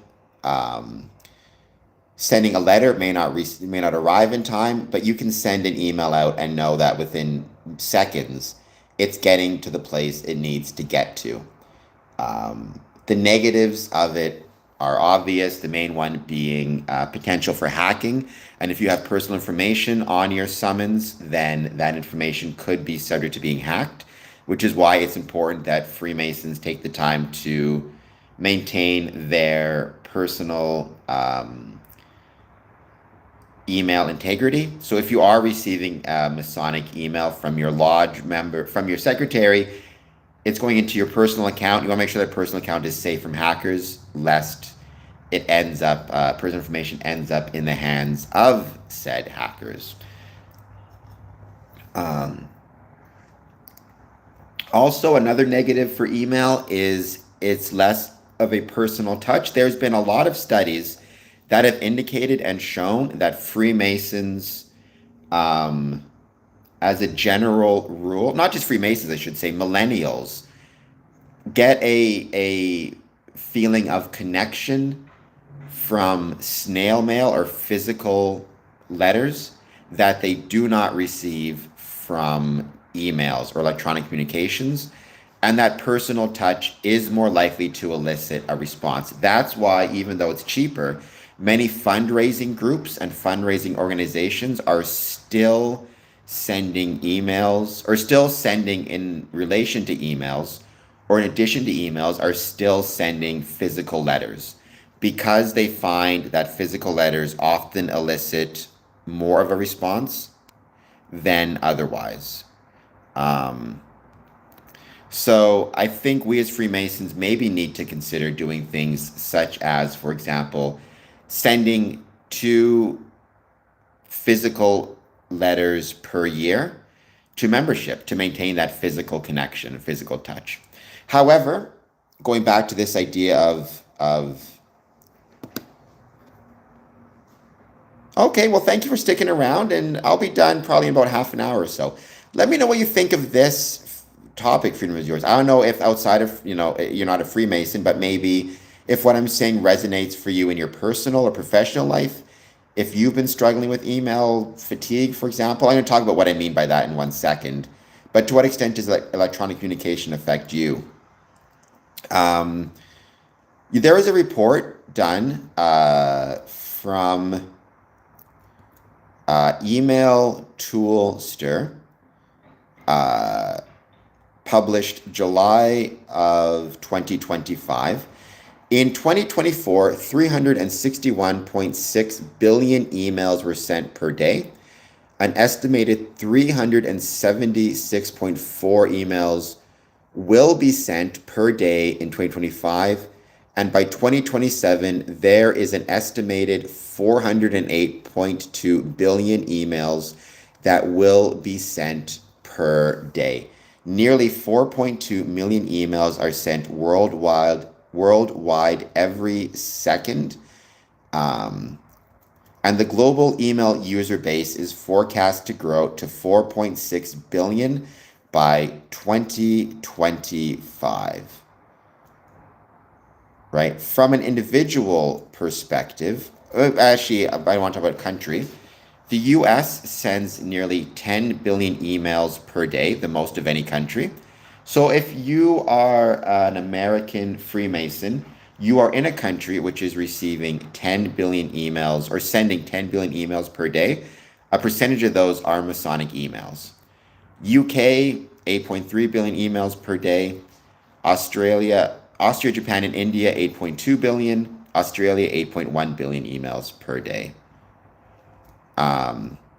Interestingly enough, on a side note, 29% of baby boomers prefer desktop for checking emails. This number falls to 17% for Gen Z, 13% for millennials, and 7% for Gen Z. A preference for checking emails on the laptop is largely even. 54% of people primarily access their email using a mobile device such as a phone or tablet. Among mobile devices, 81% of total users prefer reading emails on their smartphones, while 21% choose to do so on tablets. So that's one thing that Freemasons need to keep in mind when sending emails. And this can become a major issue. I've even found for Scar and Compass promotions. When you're sending an email, you may be sending it and it's formatted in such a way that it looks good on a desktop, it looks good on a laptop, but does it look good on your phone? Does it look good on a tablet? Will the formatting get changed or messed around? Keep in mind, for most people, they are accessing their email first and foremost through a mobile device like a phone or a tablet, right? Um, and 81% of people prefer reading their emails on a smartphone. So what you can do, if you're a secretary, a Masonic Lodge secretary, before you send your email, send a test to yourself from your laptop and then open it on your smartphone. See how it looks. Because more than likely, the majority of your membership, especially younger membership, is going to be opening that email on their smartphone, not on their laptop. And one of the biggest mistakes I've seen is emails being sent that are formatted so they look really good on a laptop, but they look kind of crummy on a smartphone. And 75% of users say that they're likely to delete emails that aren't optimized for viewing on mobile devices. So what that means is if you send a Masonic email, let's say announcing a softball game happening in the lodge, but it's not optimized for viewing on mobile devices, it looks ugly on the mobile device, it's more than likely to get deleted and not read, right? So you take the time to create the email, make sure it looks good on the device to which it will most likely be viewed.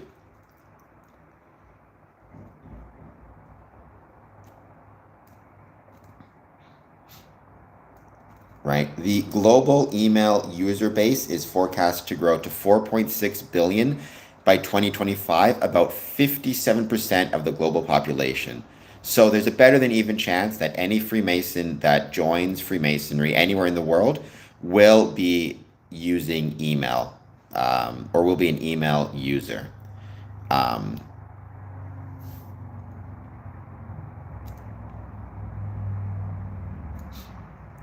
Here's the other thing to keep in mind, though. I talked about this before, right?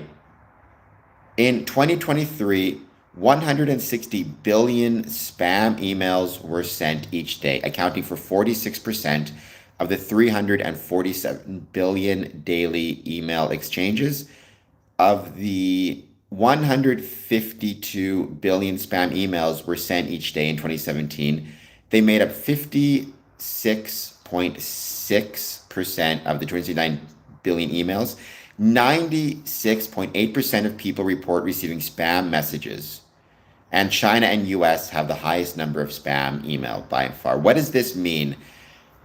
Right? And why is this important to keep in mind? Well, it means if you're not careful, if you're sending an email to your Masonic membership, you're a secretary, you're sending your email to a Masonic membership, not only are you competing for attention with every work email that person is receiving, every personal email that person is receiving, you're also competing with every spam email that that person is competing in terms of whether or not it will be seen. And you're also competing with the spam filter that sends emails into either the inbox or the junk email folder. I cannot tell you how many times Masonic emails, for me personally, from Grand Lodge have been sent to my spam email folder. In some cases, it's because the Grand Lodge, the subject line was written in such a way as to trip up make the filter think it was spam.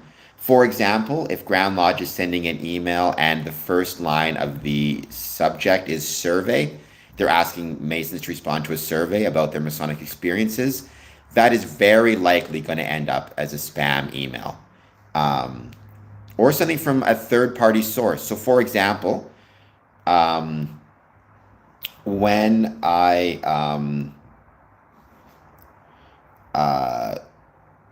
so in Ontario, we have our Grand Lodge voting. It takes place online, right? So you vote online for your Grand Lodge officers every year. The way you do it is you go to a link through SurveyMonkey, you register your name and your lodge number, and you register your name, you register your lodge number, and then when it's time for you to vote, they email you the link. You click on that link and you vote. The link comes from SurveyMonkey, which means that's a third party. It very often, and it did this year, the link ends up in your junk email. And if you're not checking it regularly, you're going to miss Masonic emails. So one thing I always recommend to Freemasons is regularly check your junk email folder to see if there's any Masonic emails ending up there.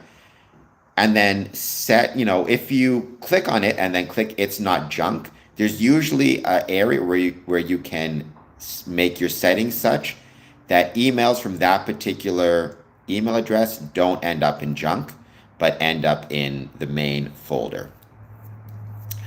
And that also, if you're a Freemason and you're thinking, how's it going, Nuada? It's been a few weeks since I've heard anything or received any emails from my Masonic lodges or bodies. Before you contact your secretary or the Grand Lodge, check your junk email folder and make sure that your emails aren't being sent there by accident, right? One of the issues is because there's 160 billion spam emails being sent each day in 2023. A lot of email servers are working extra hard to keep spam emails in the spam folder. But what that means is, unfortunately, sometimes legitimate emails, including Masonic emails, end up in the spam folder as well as just in general other emails. Like, you should check your junk folder once a week at least, because there could be any number of legitimate emails that end up there by accident.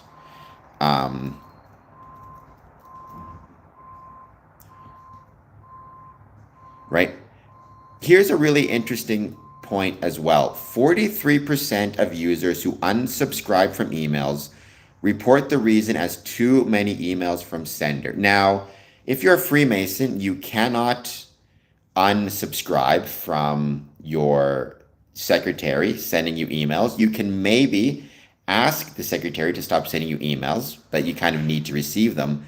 But notice 43%, so almost half of people who unsubscribe from emails, it's because they receive too many emails. People, in my experience, don't like to receive too many emails. They would rather receive one email with a lot of information than 10 emails with 10 pieces of information, if that makes sense. Because they find the 10 emails with one piece of information takes up more space in their inbox and is more cumbersome than one email with 10 pieces of information. So my advice is always, if you can, as a secretary, don't send a lot of emails with little bits of information. As much as you possibly can, try to send one email out with all the information that is necessary and all the information that is needed.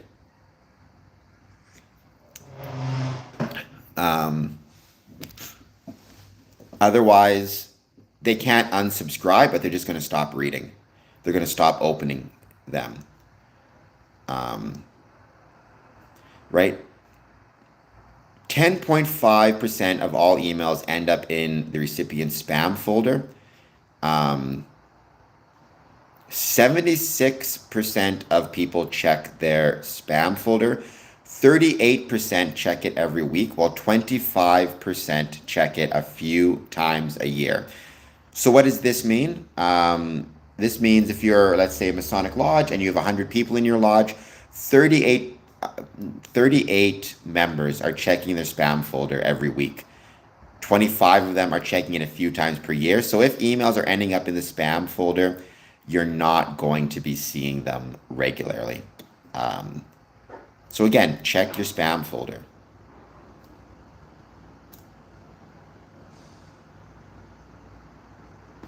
Interesting enough, if you're a Mason, if you're sending Masonic emails and you want your information to be seen, Monday sees the highest average open rates at 51.9%, followed closely by Sunday at 51.28%.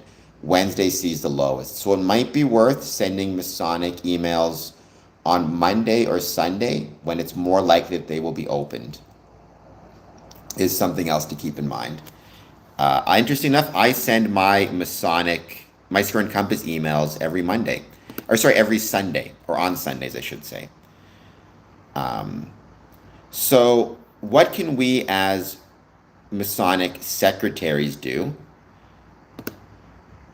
or me as a past Masonic secretary do, to ensure that our emails are ending up where they need to go. Authenticate the domain first and foremost. Set up different accounts to what's called authenticating your domain. That is absolutely necessary so it looks legitimate. If you have, let's say, Hotmail or Gmail, to my understanding, the domain should be authenticated, but check with a security or email person who knows more. But there is this article that talks about ways to keep your emails from going to spam.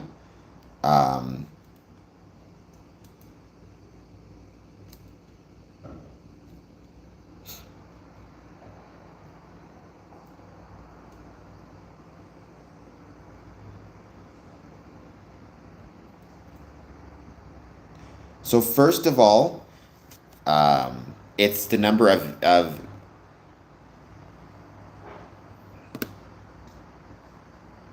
So first of all, how many emails are being opened? Once again, if you are a Masonic secretary, lodge secretary, and you send, let's say, 10 emails to your membership announcing 10 different events, and one of those gets opened, and let's say even three of those get opened and seven don't, then the email server is going to see that 70% of emails from this sender don't get opened, and they're going to treat that as spam. And the 11th email from the secretary is more than likely going to end up in the junk email folder. Whereas if you send one email, even if that doesn't get opened, it's still one email not being opened versus 7 emails not being opened. But if it is opened, it means 100% of your emails got opened, and the second email is more likely to end up in the legitimate, in the main folder. So are your emails being read by the receiver, by the recipient? Are they being opened? If they are, it's more likely that they'll keep going in the right location and not end up in spam. Otherwise, it's known as sender reputation. So first, start with a reputable email service provider, right? Use Gmail. A lot of lodges are now using Gmail. It's fact in Ontario, it's required because Gmail is a reputable email service provider. Comply with anti-spam regulations. Authenticate your emails.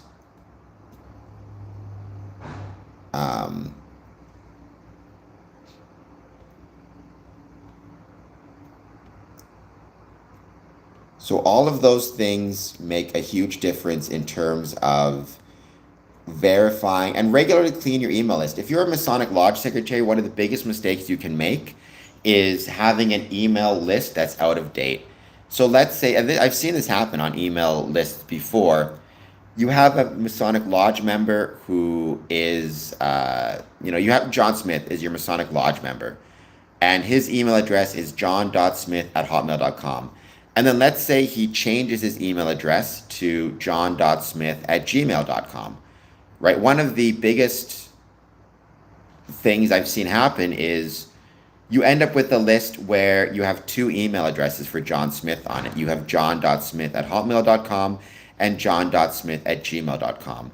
And now when you send out your emails, one of them is getting bounced back to you and one of them is going through. That tells the email recipient service and what your service that your email address is not up to date. You're sending it to bad domains, and that means it's more than likely to end up in the spam folder. So again, as a Masonic Lodge secretary or anybody who sends out emails regularly, every now and then go through your email list, make sure it's up to date, make sure you don't have duplicate email addresses on there, and make sure you don't have old email addresses that have been changed that are incorrect. And again, we also have to put some requirements on the recipient. Make sure that what's the word I'm looking for? Make sure that, again, check your email regularly, check your spam folder regularly. If you're not receiving your emails from Lodge, maybe you changed your email address and didn't tell the secretary. Or maybe the secretary, when he was recording your email address, there was a mistake. It was .ca instead of .com, whatever it might be. Part of the responsibility has to be on you as a Mason. For every few days, every few weeks, let's say, check your emails. If it feels as though there's been several weeks from when you last received a Masonic communication by email, get in touch with your secretary. Make sure they have the correct email address information. Make sure that you're checking your spam folder. And make sure if you change your email address, as soon as you change it, you let the secretary know. And most lodges now have a setup where you can personally go into your account, your Grand Lodge, your Masonic account, and change your email address as well. This also, by the way, applies to everything else. If your phone number changes, you should let your secretary know ASAP. If your address changes, you should let your secretary know ASAP. You need to let your secretaries know all of these things as soon as you can. So please make sure that you do so.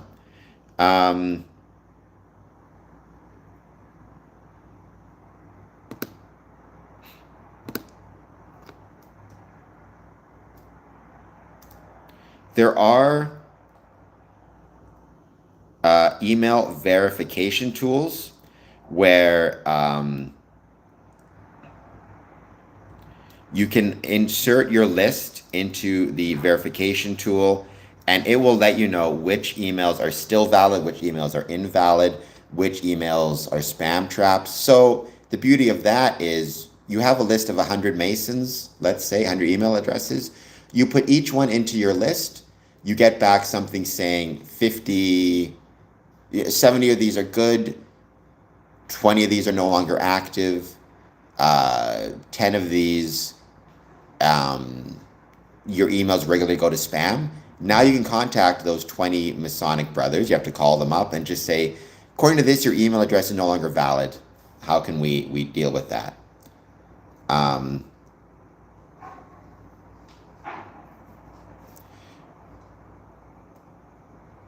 Pay attention to the details of your email content. Use correct subject lines. Don't use RE or forward. Avoid spam trigger words. So again, I found survey is a spam trigger word. Leave phrases like act now, act fast, be the best, as seen on. So don't say, for example, even if, let's say, you're sending an email and it's an emergency situation, like there's a Masonic funeral taking place in 3 days, the worst thing you can do is send an email to somebody saying, immediate action required. Because when you say something like immediate action, it almost always ends up in the spam folder. So think about that way. And like I said before, email preview, right? Preview your emails on different devices. Like we said before, most people prefer to read their emails on their smartphones. If you are sending an email and composing it on a desktop or laptop, take a chance to preview how it will look on the smartphone, because that's where most people are going to read it. And if it looks ugly on a smartphone, they're less likely to read it, more likely to delete it. The information you want to get is not going to be there. Welcome to the Brotherhood. Thank you for being here. How's it going? I hope you'll hit the like and, the like button. I think you're already subscribed. And let me know if there's anything that you want to talk about. We're talking right now about email protocols. How to make sure your emails are getting to where they need to get. If you're a Masonic Lodge secretary or a Grand Lodge, as someone who sends out many emails for Freemasonry, one thing I've noticed is very often emails can end up in spam folders or are not seen. And why that is, how to try to resolve that, and maybe why sometimes the old-fashioned way might be the best way. And it's both tips for people sending the emails and people receiving the emails, right? Like a small tip for the recipient side of things, keep your lodge up to date with your contact information. If your email address changes, let them know ASAP.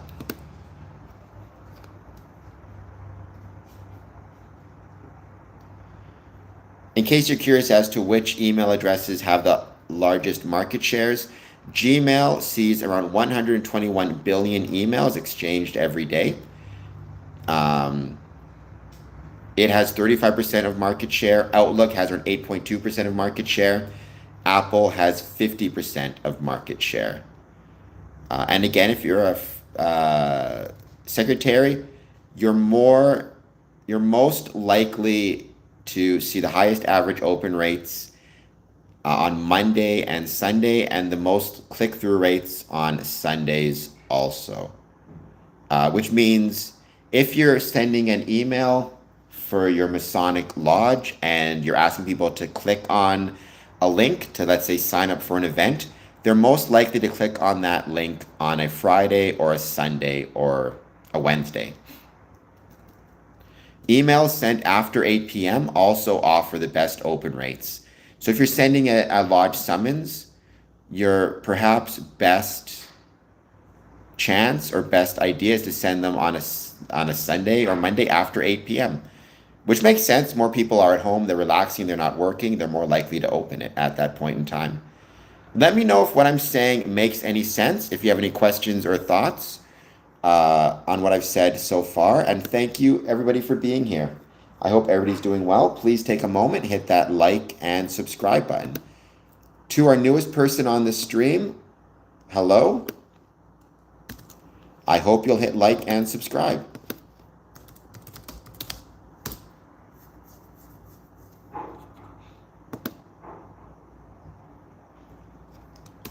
I taught you about that before I listened to your song. It was, unless there's a different song that I'm not thinking of, but I taught it before. I liked it. Like I said, unless there's a different song of which I'm not aware.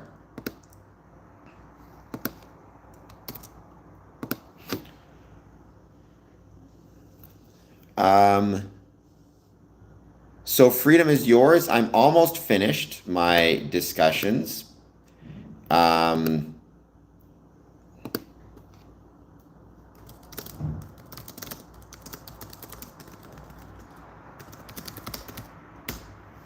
then, as I've said in the past, to write effective emails, establish a clear goal, consider the audience. So are you sending this because it's a summons and you want to inform the lodge membership of upcoming events? Are you sending this because there's some type of emergency situation that needs to be dealt with quickly? But keep things clear, concise, get straight to the point. Your second draft of your email should equal your first draft of your email minus 10%. Keep it short, keep it to the point. People are busy. They're receiving, billions of emails are being sent per day, or millions of emails are being sent per day, if not billions. Let me give you those stats one more time.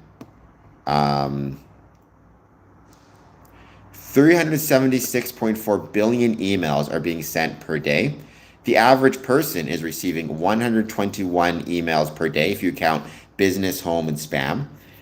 They don't have time to go through all of these emails and go through a long-winded thing. Get to the point quickly. Be respectful of their time. It is incredibly important. I hope that made sense. Use bullet points. And if you need something in particular, end with a clear call to action. Click on this link to pay your dues. Pay your dues. Sign up for this event. All those things really matter. So keep that all in mind. I hope that was helpful. Let me know if it was or it wasn't. And anybody who's still here, please take a moment, hit the like and subscribe button. Now we're back to just hanging out and chatting once again. So anything you want to talk about when it comes to Freemasonry, please let me know. I will do my best to try to answer.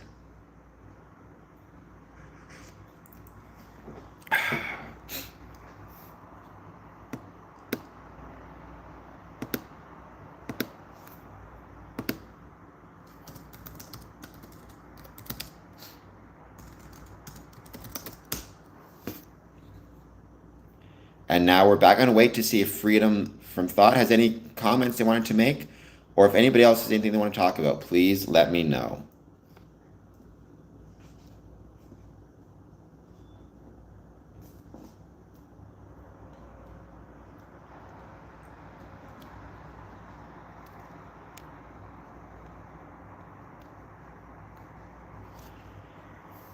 And I'm going to start sending some emails or sending some messages via X while I wait to see who else perhaps wants to join.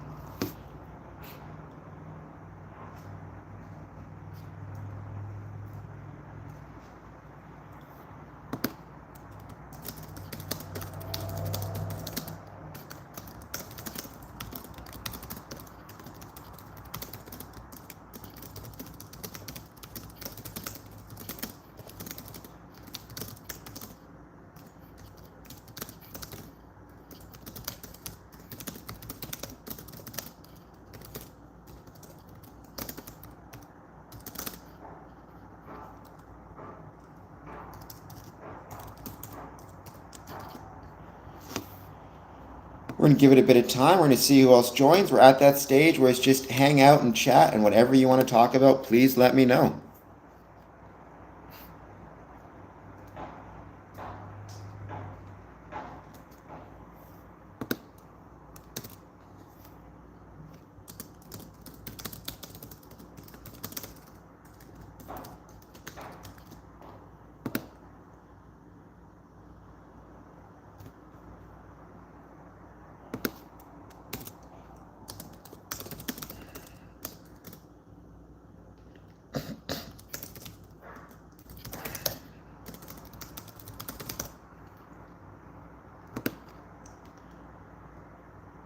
Just waiting to see if anybody else jumps on the chat to say hello.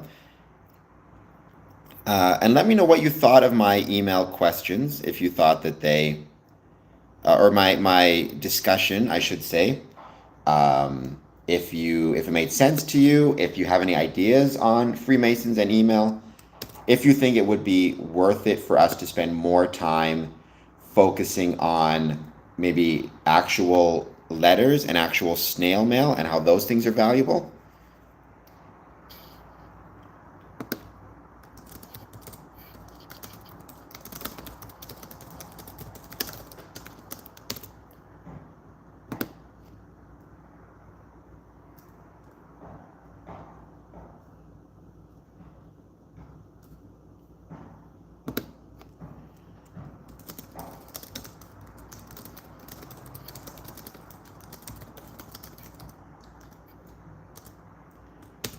Oh my gosh, I do not. I mean, I don't know anything about how to create music videos. Um, I mean, I suppose you need a good editor, I think. I mean, like I said, I have no skills in that. I suppose if you're at a town,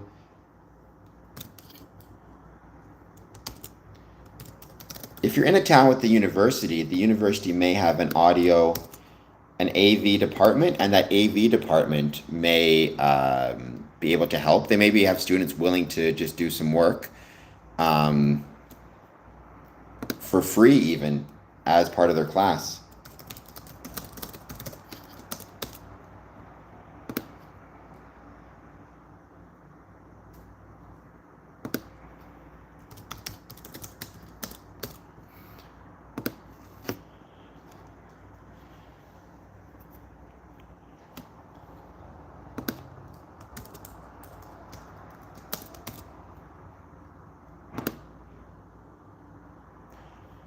I have to go back and go through the song again. It's been, what, 3 weeks, 4 weeks since I listened to it. I forget when it was that I taught you about it. I mean, The symbolism of Freemasonry is always going to be kind of an easy get, if that makes any sense. Like, you show the square and compasses, people are going to be automatically interested in them and in the video. And the song was good, so you'll at least be able to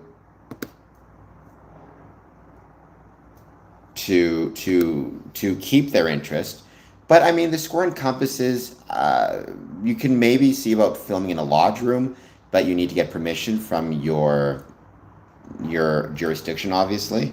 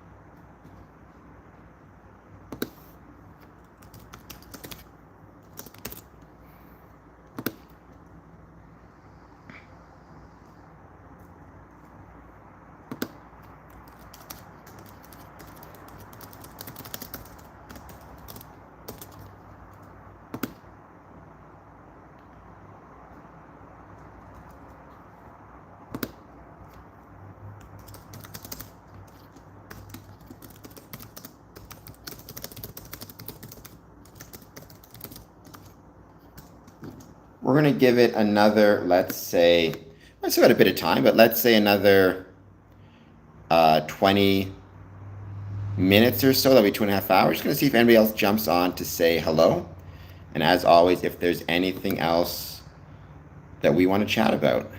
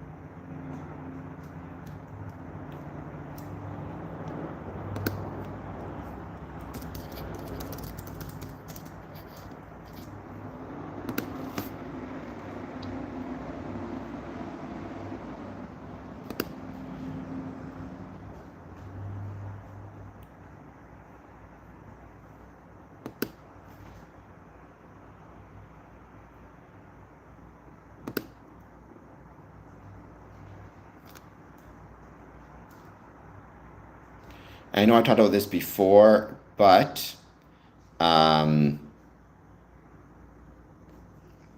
as of this is about 5 hours ago, it's official. The U.S. now has more unemployed people than job openings for the first time since April 2021. In July, the U.S. had 7.18 million job openings, 7.24 million unemployed people. Another crack in the labor market that illustrates how much harder it is to get a new job than what we've seen in a long time. So to what extent is that going to affect Freemasonry? I mean, I guess we'll see.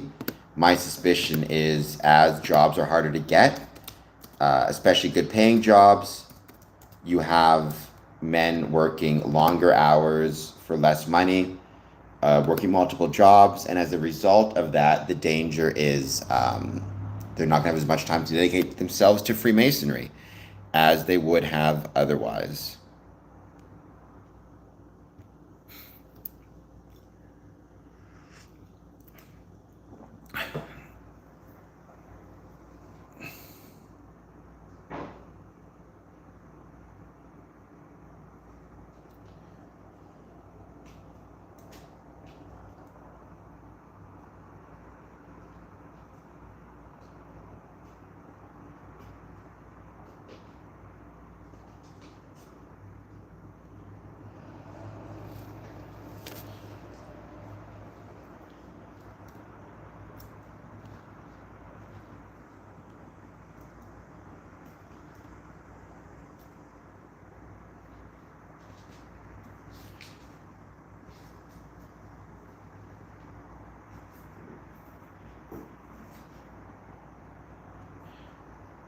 I hope everybody is doing well. Thank you for being here. Please take a moment, hit that like button and subscribe button.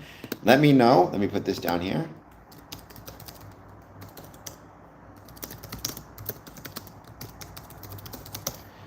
I just finished my main topic, which was email. By the way, you can join my email list by going to info@scoreandcompass.ca. But anything that you guys want to chat about, please let me know.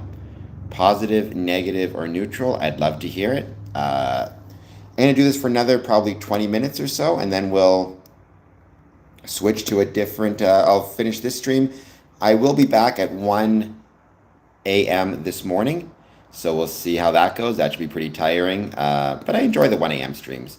My audience is a lot like me. They like to, they enjoy staying up late, so.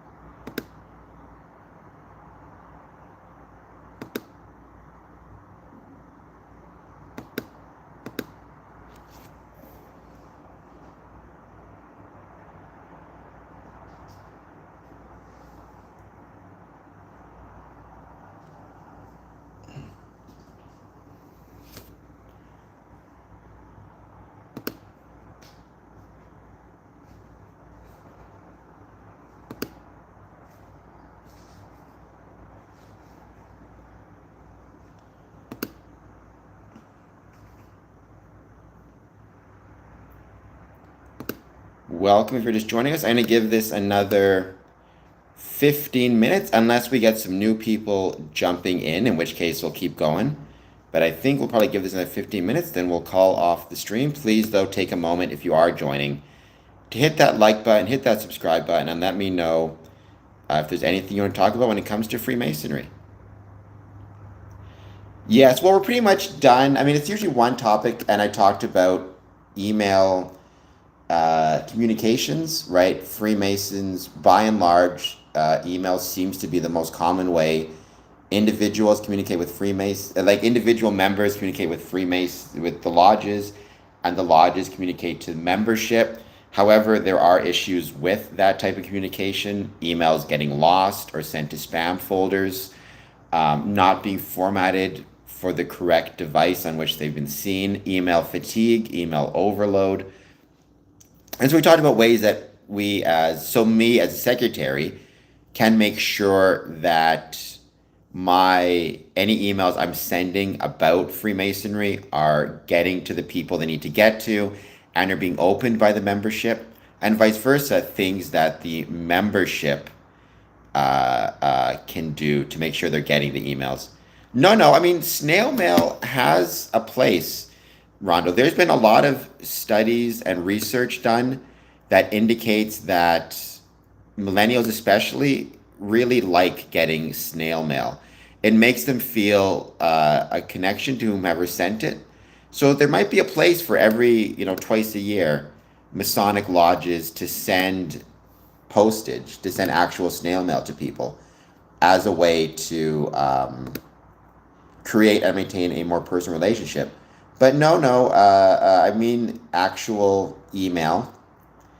It's losing ground a little bit. I find email to other forms of communication, such as social media groups, but still, by and large, it's the most popular and common way to receive communications. But for example, one thing Masons can do is send emails out on Sundays or Mondays, where it is more likely that you are going to be they're going to be open, because people are more likely to open emails on a Sunday or a Monday. So you see, even at this point, email's too old-fashioned for you, right? You're going with social media messengers. What's your preferred source of communication? Well, the dinner's at 6:30. Are you going to be at the dinner, Ryan? You should be more than welcome.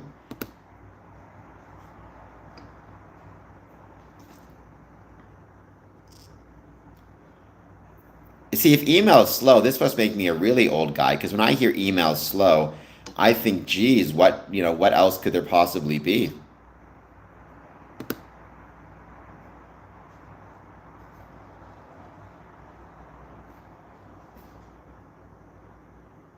Okay, if your dad said no, then that's what it is. But one day maybe you will join. Who knows? And if you do, then you'll get to be a part of a great lodge in Trinity.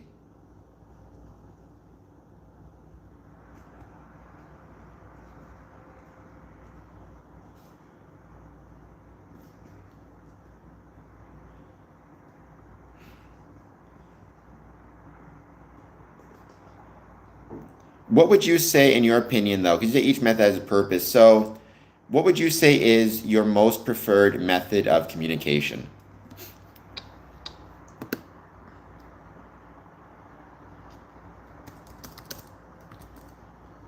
Well, I mean, you're not expected to sustain the lodges, Ryan. That's crazy. Nobody's expected to sustain. It's just one member, right? But then you don't have to join either. Just come to Coffee Club. That's perfectly fine. Coffee Club is having you there and having you attend events like the softball game is awesome. That's really, really cool. So that is more than good enough. Um,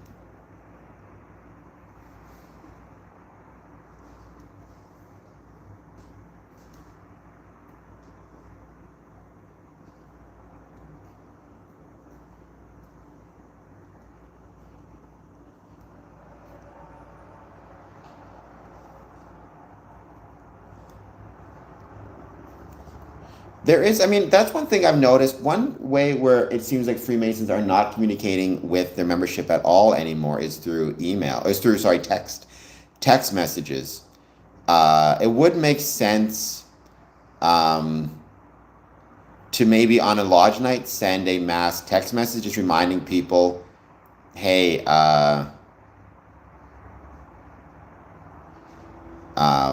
by the way, you have a meeting tonight. Just sending a text reminder might not be the worst idea.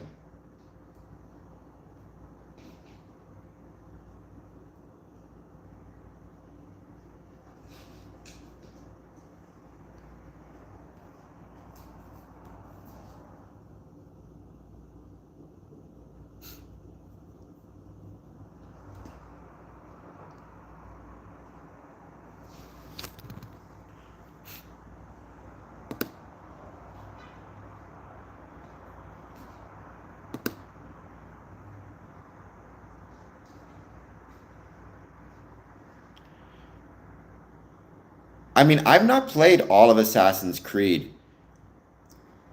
Yeah, talking to them is good. Sometimes we forget that a voice matters quite a bit. I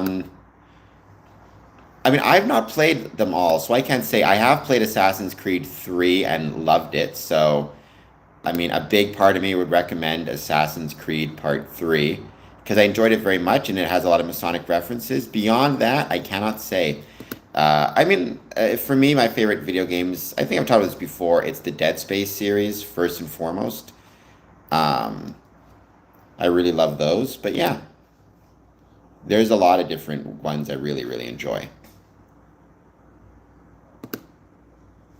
But the Assassin's Creed games have the most kind of Masonic references therein. So,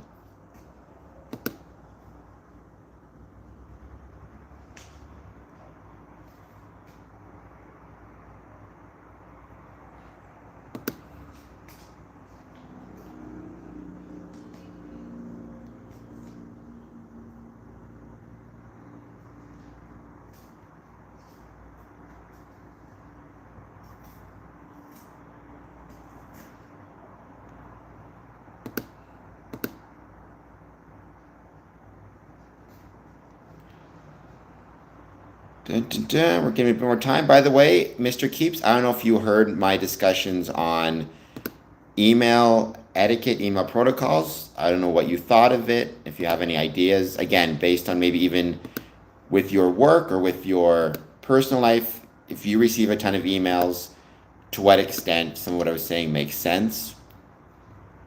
And that's true for anybody, even if you're not a Mason. If this issue of email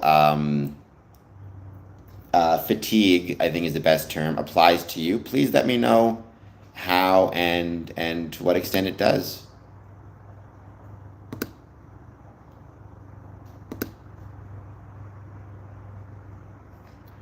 And I will be back on at 1 a.m. The 1 a.m. streams are just hangout streams.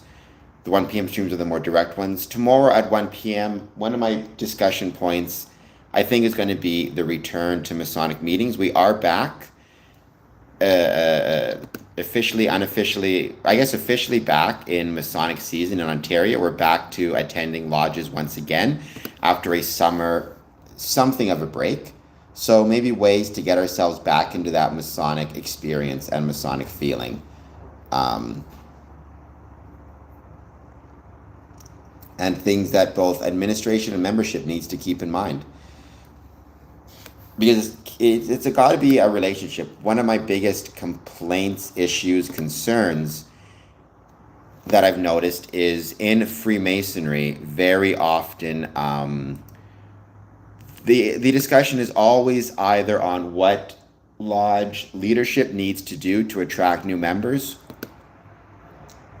but very rarely is it do they acknowledge the relationship between the membership and the individual members' responsibilities towards the lodge. Well, that's a big issue, right, Rondo? It is the amount of junk mail. That means a couple things. First, the amount of junk mail that's being sent means junk filters on sites are working extra hard to keep out junk email, which means they may overestimate what constitutes junk, and Masonic emails may end up in the junk folder, right? Because you get fatigued by it, so do email servers when they're trying to figure out how to handle all these things, right? And so that's one issue. The other issue with that is if somebody's getting, let's say, 200 emails a day, 50 of which are junk, then the rest are work, family, combination. And a Masonic email is it can very easily get lost in the shuffle of all the other emails that you're looking at. I've accidentally deleted Masonic emails in the past because I wasn't paying attention. And it's like, spam, copy of an email I've already seen, spam, Masonic email, spam, work email. I'll click on the work email, the rest get deleted, and I've accidentally deleted my Masonic email in there as well. So that is something that you need to keep in mind.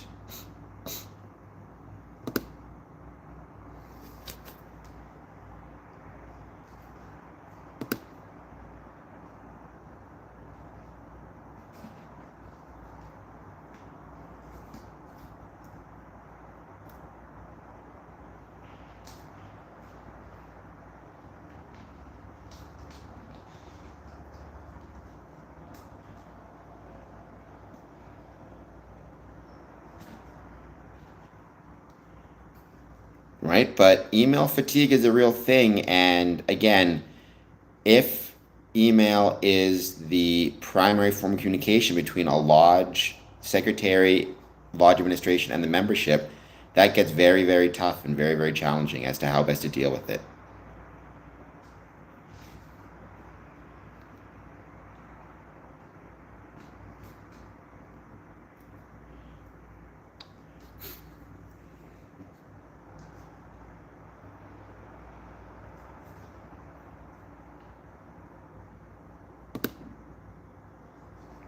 So let's give this another, let's say, 5 minutes. We'll see who else joins.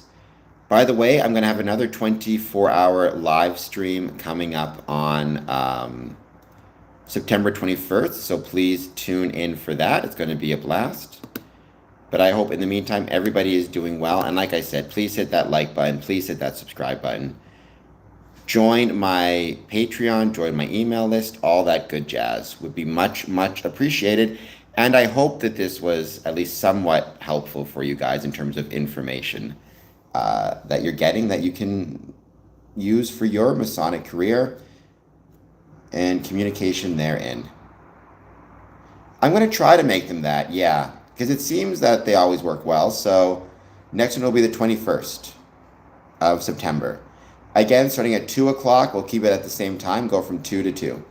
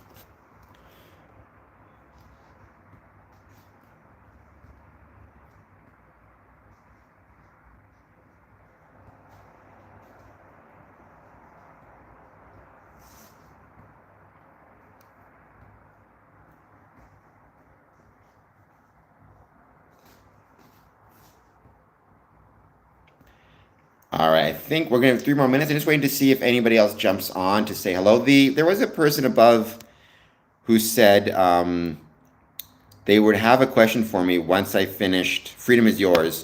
Once I finish my subject, but I do not see them as of yet. So I do want to give them a chance to jump on and ask their question if they still have it.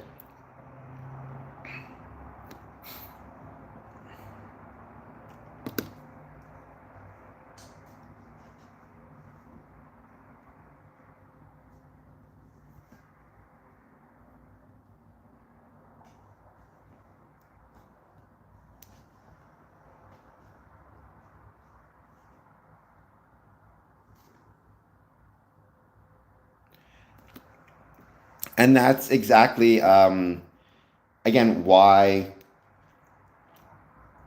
I wanted to talk about that subject. Because when you have so many emails being sent, so many emails being received, and Freemasonry is one of dozens, if not hundreds, of emails being received in a day, you're adding to the level of fatigue that the recipient is feeling, even though you have to send the message, even though the email needs to be sent out. So how do you make sure that you're keeping it as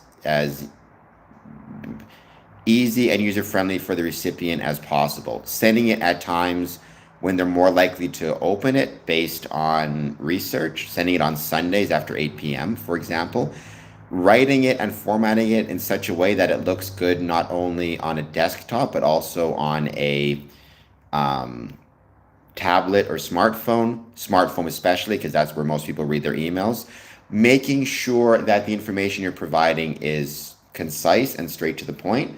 If they've already had to read 20 emails in a, 20, 30, 40, 50 emails in a day, don't waste their time with stuff that isn't important. Give them the 51st email, make it simple and easy to read. Make sure that you have a clean email list, so emails aren't getting sent to places they don't belong, or sent to bad email addresses, the consequences of which can be it looks more like spam to the legitimate email addresses. I talked about all this stuff before, but just communication with the Freemasons, it also needs to be a two-way street. Recipients need to keep lodges up to date with their email addresses. If they're not receiving emails, they need to let the secretary know and confirm they have the correct email address. And they need to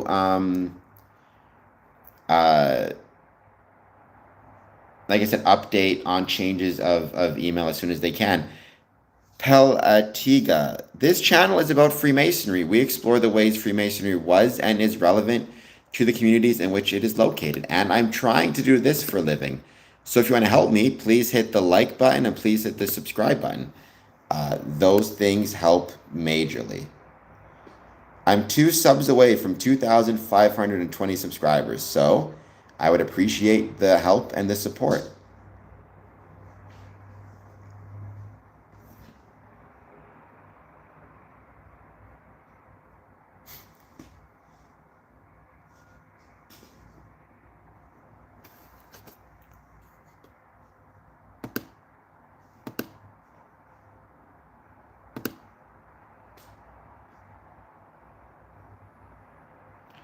But the worst thing that we don't ever want to do is um, overwhelm our membership with too many emails, right?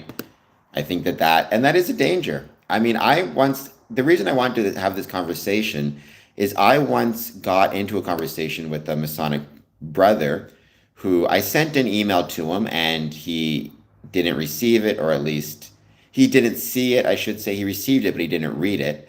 And he told me, he said, "Look, I receive for work 50 to 100 emails per day. If you're the 101st email, I'm not going to read it." And that got me thinking about, is there ways I can reformat my emails in such a way um, as to make sure that it's more likely to be read. I appreciate that, Rondo. I mean, it takes time, right? You grow it slowly but surely. You grow it day by day, sub by sub. So, to my knowledge, the third game. I don't know about the rest, Mr. Keeps on Ticking. So I can't say because I don't know about the rest. But I know in the third game, it's very heavily, there's a lot of Masonic references in the third game. Well, I guess in that case, it'd be all. I mean, when I saw the Templar, I didn't necessarily understand it as the Knights Templar. Because I know in the fourth game, it's about pirates, right? And the Templars are on boats, I think. Um, All right, guys, I have to run to the washroom. I'll be back in a minute. I'm not going to end this stream quite yet because people keep on showing up. So I'm hesitant. We got 5 guys watching right now. So I don't want to quite end it yet. But if I don't go to the washroom, I'm going to explode. So give me a couple of minutes. I'll be right back.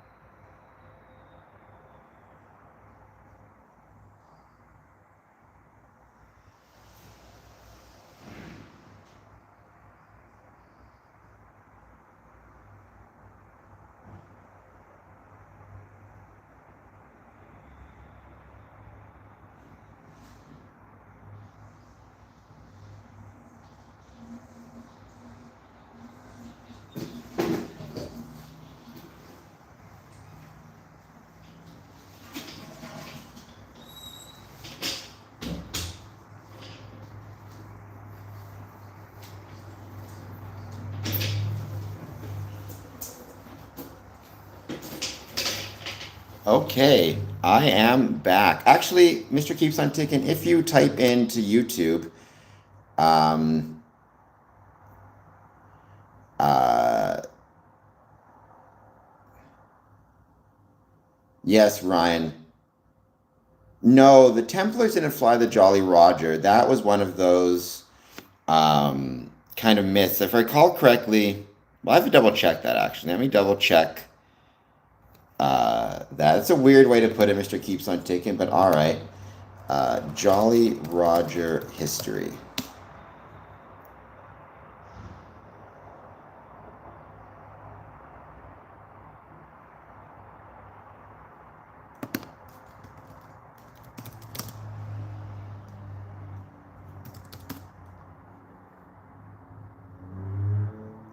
So, according to Google AI, the Jolly Roger's first recorded use of the skull and crossbones was by French pirate Emmanuel Wynne around 1700. In the 16th century, the skull symbol may have been used by Barbary pirates. Um, in 1687, a French logbook entry mentions pirates using a red flag with a skull and crossbones on land. So I think that was.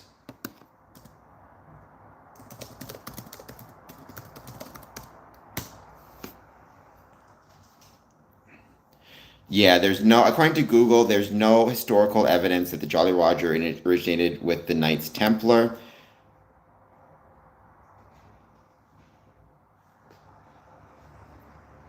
The Knights Templar used a distinct war flag, the Baucent, a bicolored flag with the background divided into black and white, depicting their emblem of two knights on a single horse.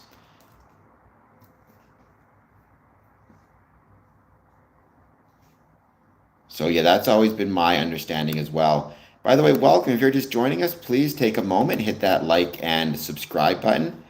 If you're new to the stream, please let me know if you have any thoughts on Freemasonry. I'm one whole like away from 20 likes, so we're almost there. And I will be back on at 1 a.m.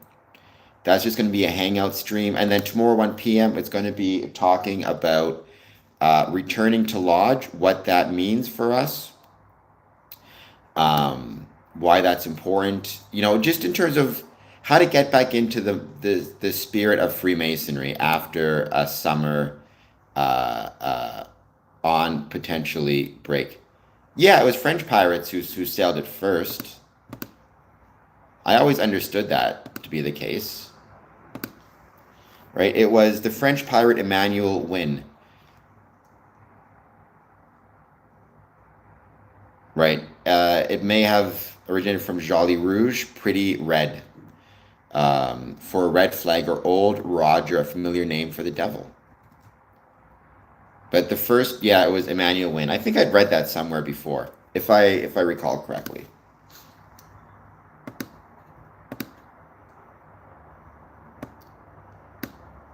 Well, De Molay is named after um, the last leader of the Knights Templar.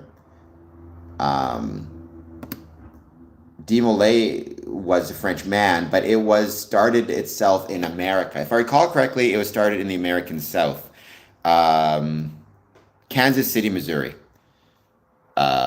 is where it started, right? So, but Jacques de Molay, it's a French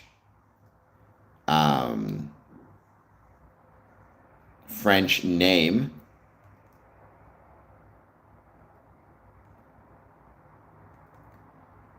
Because he was the Grand Master of he was the last Grand Master of the Knights Templar before things ended not so well, put it that way.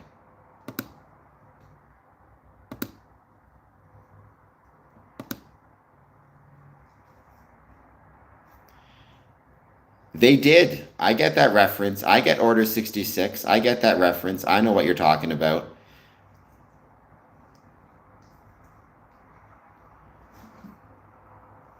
Well, yeah, De Molay.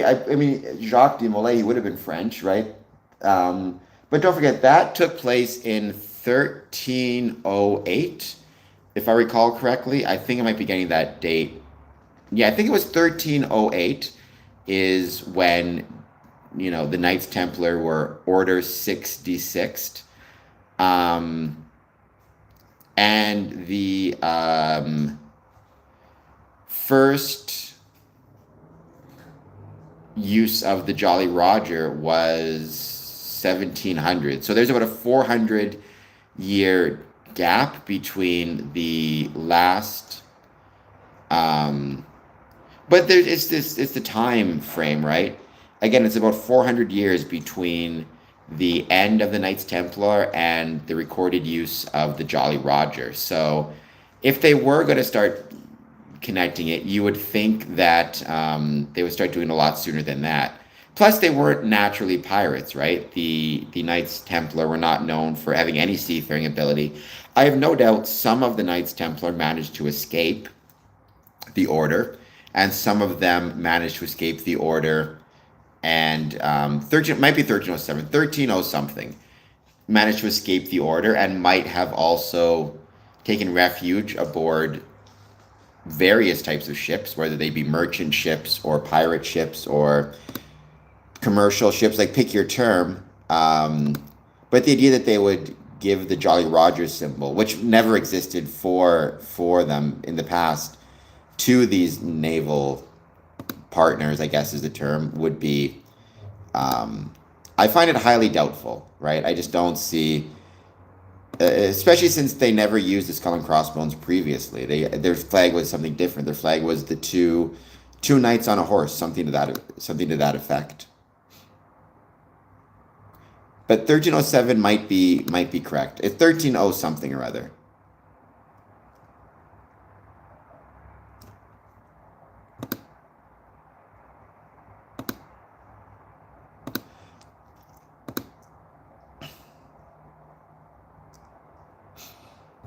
Well, the Templars' emblem was, at the time,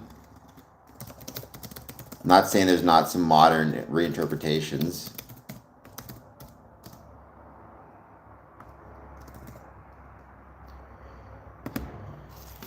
It was, I'm just double checking with the Google to make sure, but it was two knights on a single horse. So it's basically two knights on a horse and then the Dome of the Rock.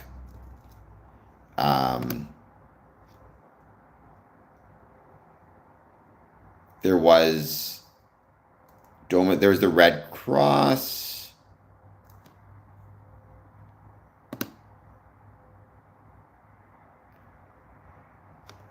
I mean, I've seen the skull and crossbones kind of be adopted in modern Masonic symbolism, but I don't believe from ancient times they used it, at least not the Knights Templar. There may have been other orders that used it. I'm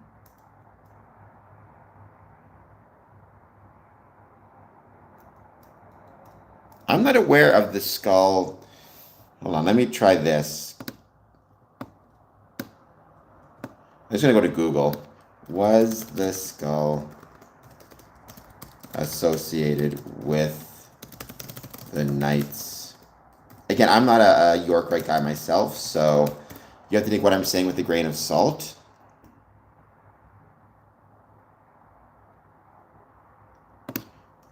So there was a...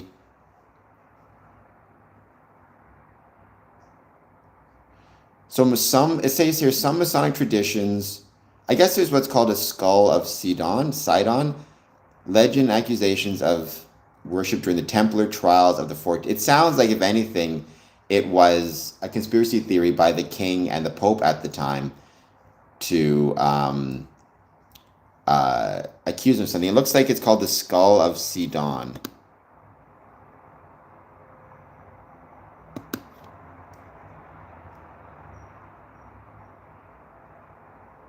Yeah, so according to Masonic lore, Templars supposedly adopted a skull and crossbones flag as a naval symbol. But I mean, I've heard that, but I believe, like I said, that that's actually a legend created after the fact.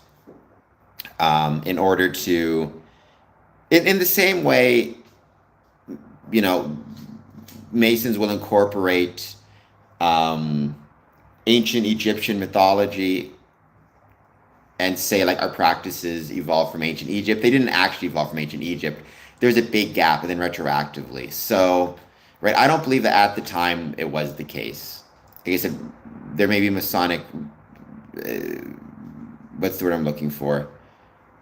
Um, uh, it may have made a good story and good legend to tell, but I find it very questionable. Just because, again, at the time, 1307 or 1307, whenever it was, uh, early 1300s, the fact that we don't see the skull and crossbones again until, or we don't see the skull and crossbones until 400 years later, I don't buy that there is a direct connection. Like I said, I understand in modern times the York Rite adopted the skull and crossbones, but I think that was a later adoption. I don't think that was.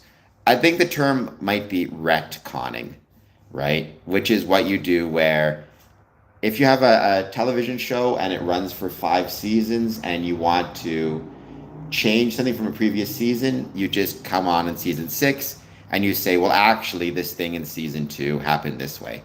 I think that's what it was with this. I don't think the skull and crossbones were ever actually literally connected with the Knights Templar, but I think when the York Rite was being created and Masons were developing legends and rituals, they um,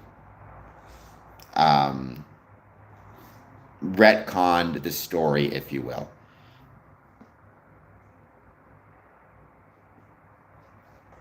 Well, I mean, the French king was not a fan of a lot of things at that time. I don't know a lot about him. I don't think he was a fan of almost any group that did not fall in line exactly with what he wanted. There you go, the first decade of the 1300s. What's going on, Christopher? Good to see you. But you see that often, right? Like again, in Freemasonry, there will be this discussion. Like I've even talked about it, right? I've talked about how there's a um, unbroken link between. No, he was not. I think that was a big issue, right? Because didn't he owe a lot of money to the Knights Templar, if I recall correctly? Um, right between ancient Egyptian stonemasons and modern day Freemasons. Now, obviously, that doesn't mean that there were Freemasons in ancient Egypt. That just means these ideas of stonemasonry were formed, millennia ago, and eventually, metaphorically, became ideals for Freemasons. And if our rituals mention, Egypt in any way, that doesn't mean they were literally stonemasons or Freemasons there at that time. Um, so yeah, long way of saying I believe I've never believed the Masonic legend myth that the square and compasses the skull and crossbones was initially a Knights Templar symbol, um, or that Freemasonry or that Knights Templar and pirates had any significant connections. I just think obviously there were probably some Knights Templar who managed to escape France and managed to use naval boats or ships, including pirates, to potentially find safe harbor. But I think that's as far as it goes.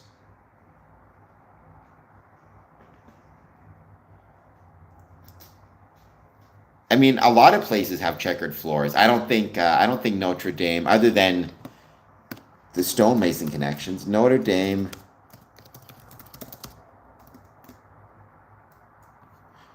There are, let's see. So Notre Dame Cathedral includes many Masonic symbols. An iron plate at the base of the pillar features the square and compasses, the most recognizable symbol of Freemasonry, placed there by architect Viollet de Leduc. Um, these are architect's tools. Uh, I don't know if the checkered floor is necessarily meant to reference Freemasonry or is just meant to um, be a aesthetic touch. After all, checkered floors exist in many locations without being Masonic in connection, but there is a square and compasses located in Notre Dame. I know that for a fact. I did not know that either.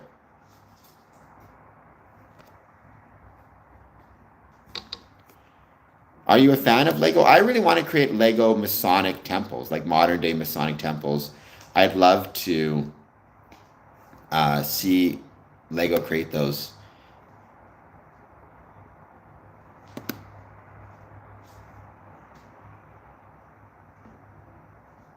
You can also get custom Lego sets made of buildings and stuff that you love. It just costs a lot of money. But it's on my list. I'd love to do that at some point.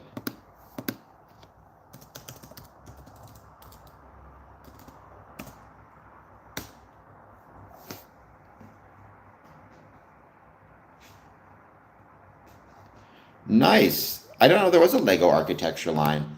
Let me see.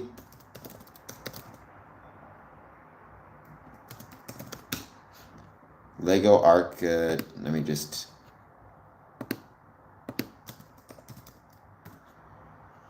Okay, so there's the Lego Architectural Skyline, Lego Niswantin Castle, Architectural Trevi Fountain, Architectural Great Pyramid, New York City Skyline. Lego architecture is a Lego theme that aims to celebrate the past, present, and future of architecture through Lego brick.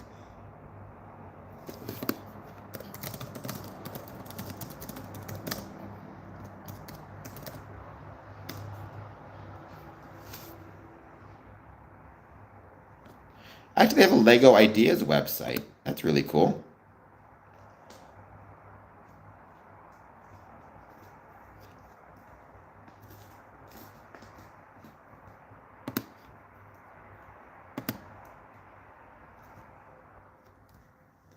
Yeah, I don't have the patience um for Lego, I think. But I remember as a kid, I got this one Lego set. It was like a castle. It was really, really cool.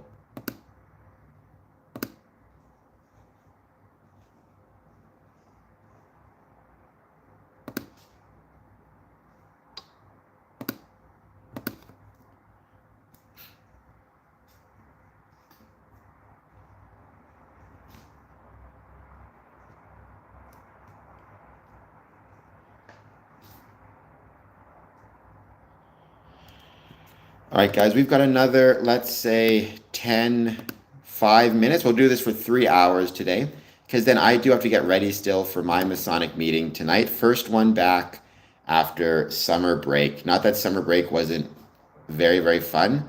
I enjoyed it a lot, but now back to work once again. You can see me at 1 a.m. also.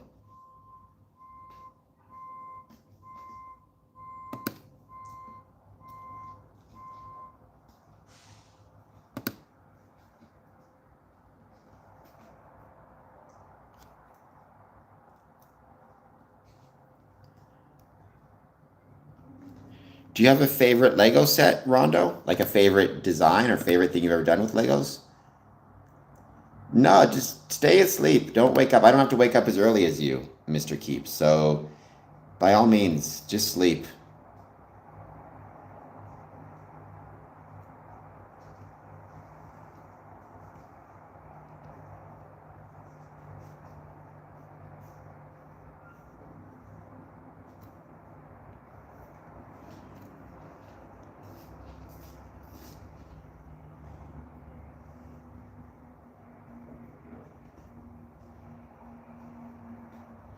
That's more important. I'm always telling people they need to be healthy.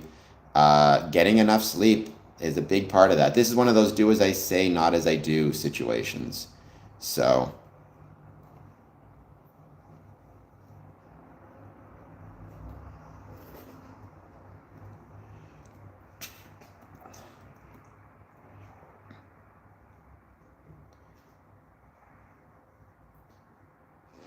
I appreciate that. That'd be very kind of you. I mean, that would be wonderful and truly kind.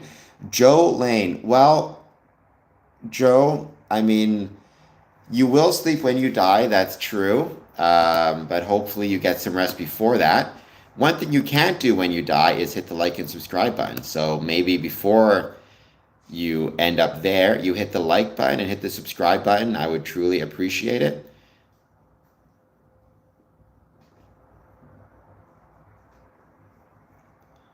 Looks like they still have the shuttle and the Orient Express. That is awesome. That is very, very cool. Well, Joe, that is definitely not the case. Not sure if you're a bot with your incorrect idea on when Christmas is or Xmas. We're getting close to Halloween, which I support, by the way. I love Halloween.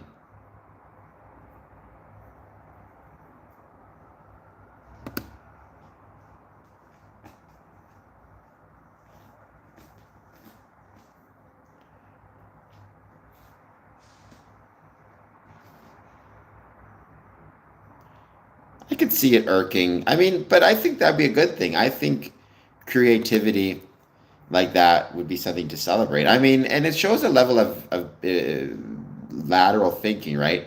If you're able to build something outside of what's instructed, I think that shows a level of cleverness and intelligence. Um, and yeah, I'm Mr. Keeps on Ticking. I guess I have no idea what AAVE means.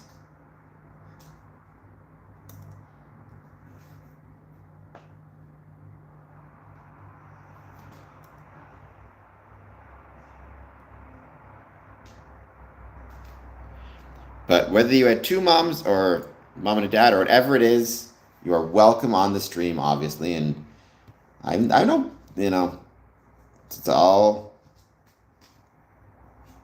I don't want to. All right, let's look it up. And now I'm kind of curious. I've never heard this before. According to this, AAVE is crypto.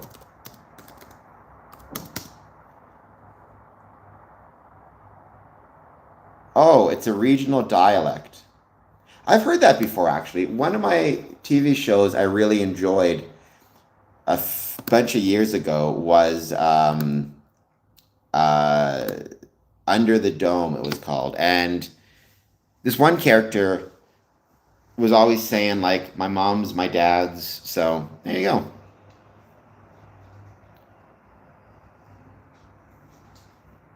It's funny, I took a linguistics course. And one of the things that the teacher said, and the teacher was right, is all language is by definition made up. And the rules change over time, right? And different dialects develop and change and rechange. That's why people in, even you go to England, right? Like, you can drive 30 minutes up and down. You can drive from one town to another 30 minutes away, and they sound completely different than they sounded from London to Birmingham or whatever it is, right? And not just that they sound different, but the type of words they use and the language, all that stuff is different. So it's really cool. There's somebody on here by the name of Dominican Boy. You can't see him, but he said, "You look like you bite your toenails." Well, joke's on you. I have no legs, so I could not bite my toenails. So deal with that, Dominican Boy.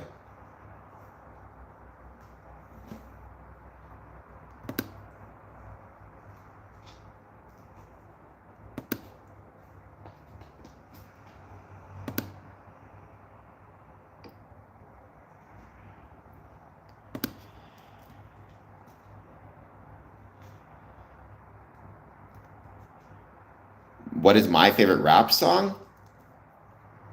I always really like Can I Get Up. That was from the Rush Hour 2 soundtrack. Or was it Rush Hour soundtrack? I think it was no. I think it was Rush Hour 2 soundtrack. The one with Jay Z, Ja Rule, and I can't remember the name of the female rapper who was on there as well, a female artist. But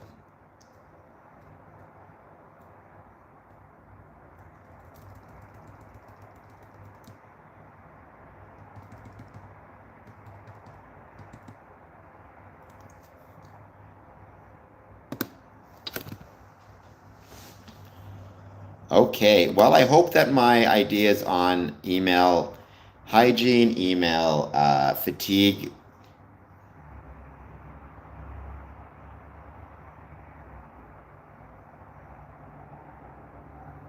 Okay. Cool. I mean, I think I have heard of, well, I mean, I know there's different vernaculars in Rush Hour 1. All right, so there you go. I couldn't remember if it was Rush Hour 1 or Rush Hour 2. I heard they're making a Rush Hour 3, or did they already make a Rush? I like those movies. I'm not a huge action comedy fan. They did make a Rush Hour 3. Emil. Okay, there we go. They did make a Rush Hour 3.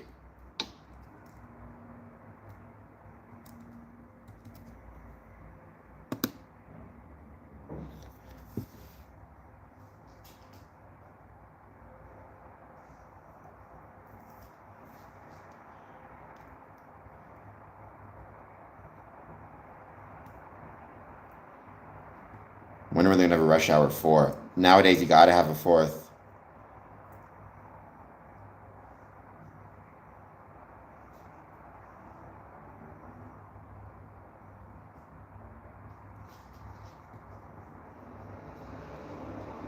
It grossed 258 million worldwide.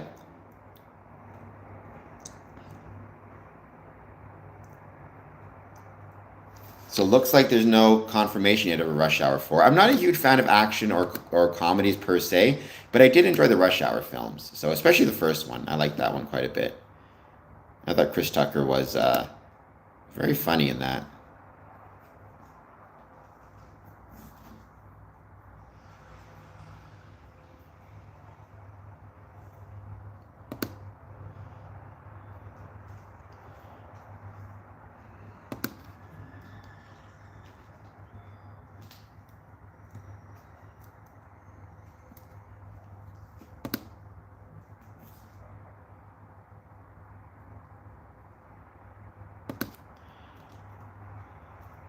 All right, I think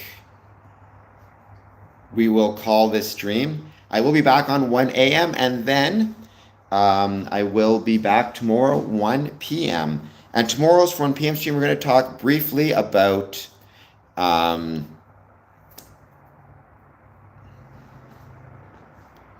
it was a great. I remember listening to it a lot. I remember really liking it. Also listening to it when I work out. Still listen to it when I work out.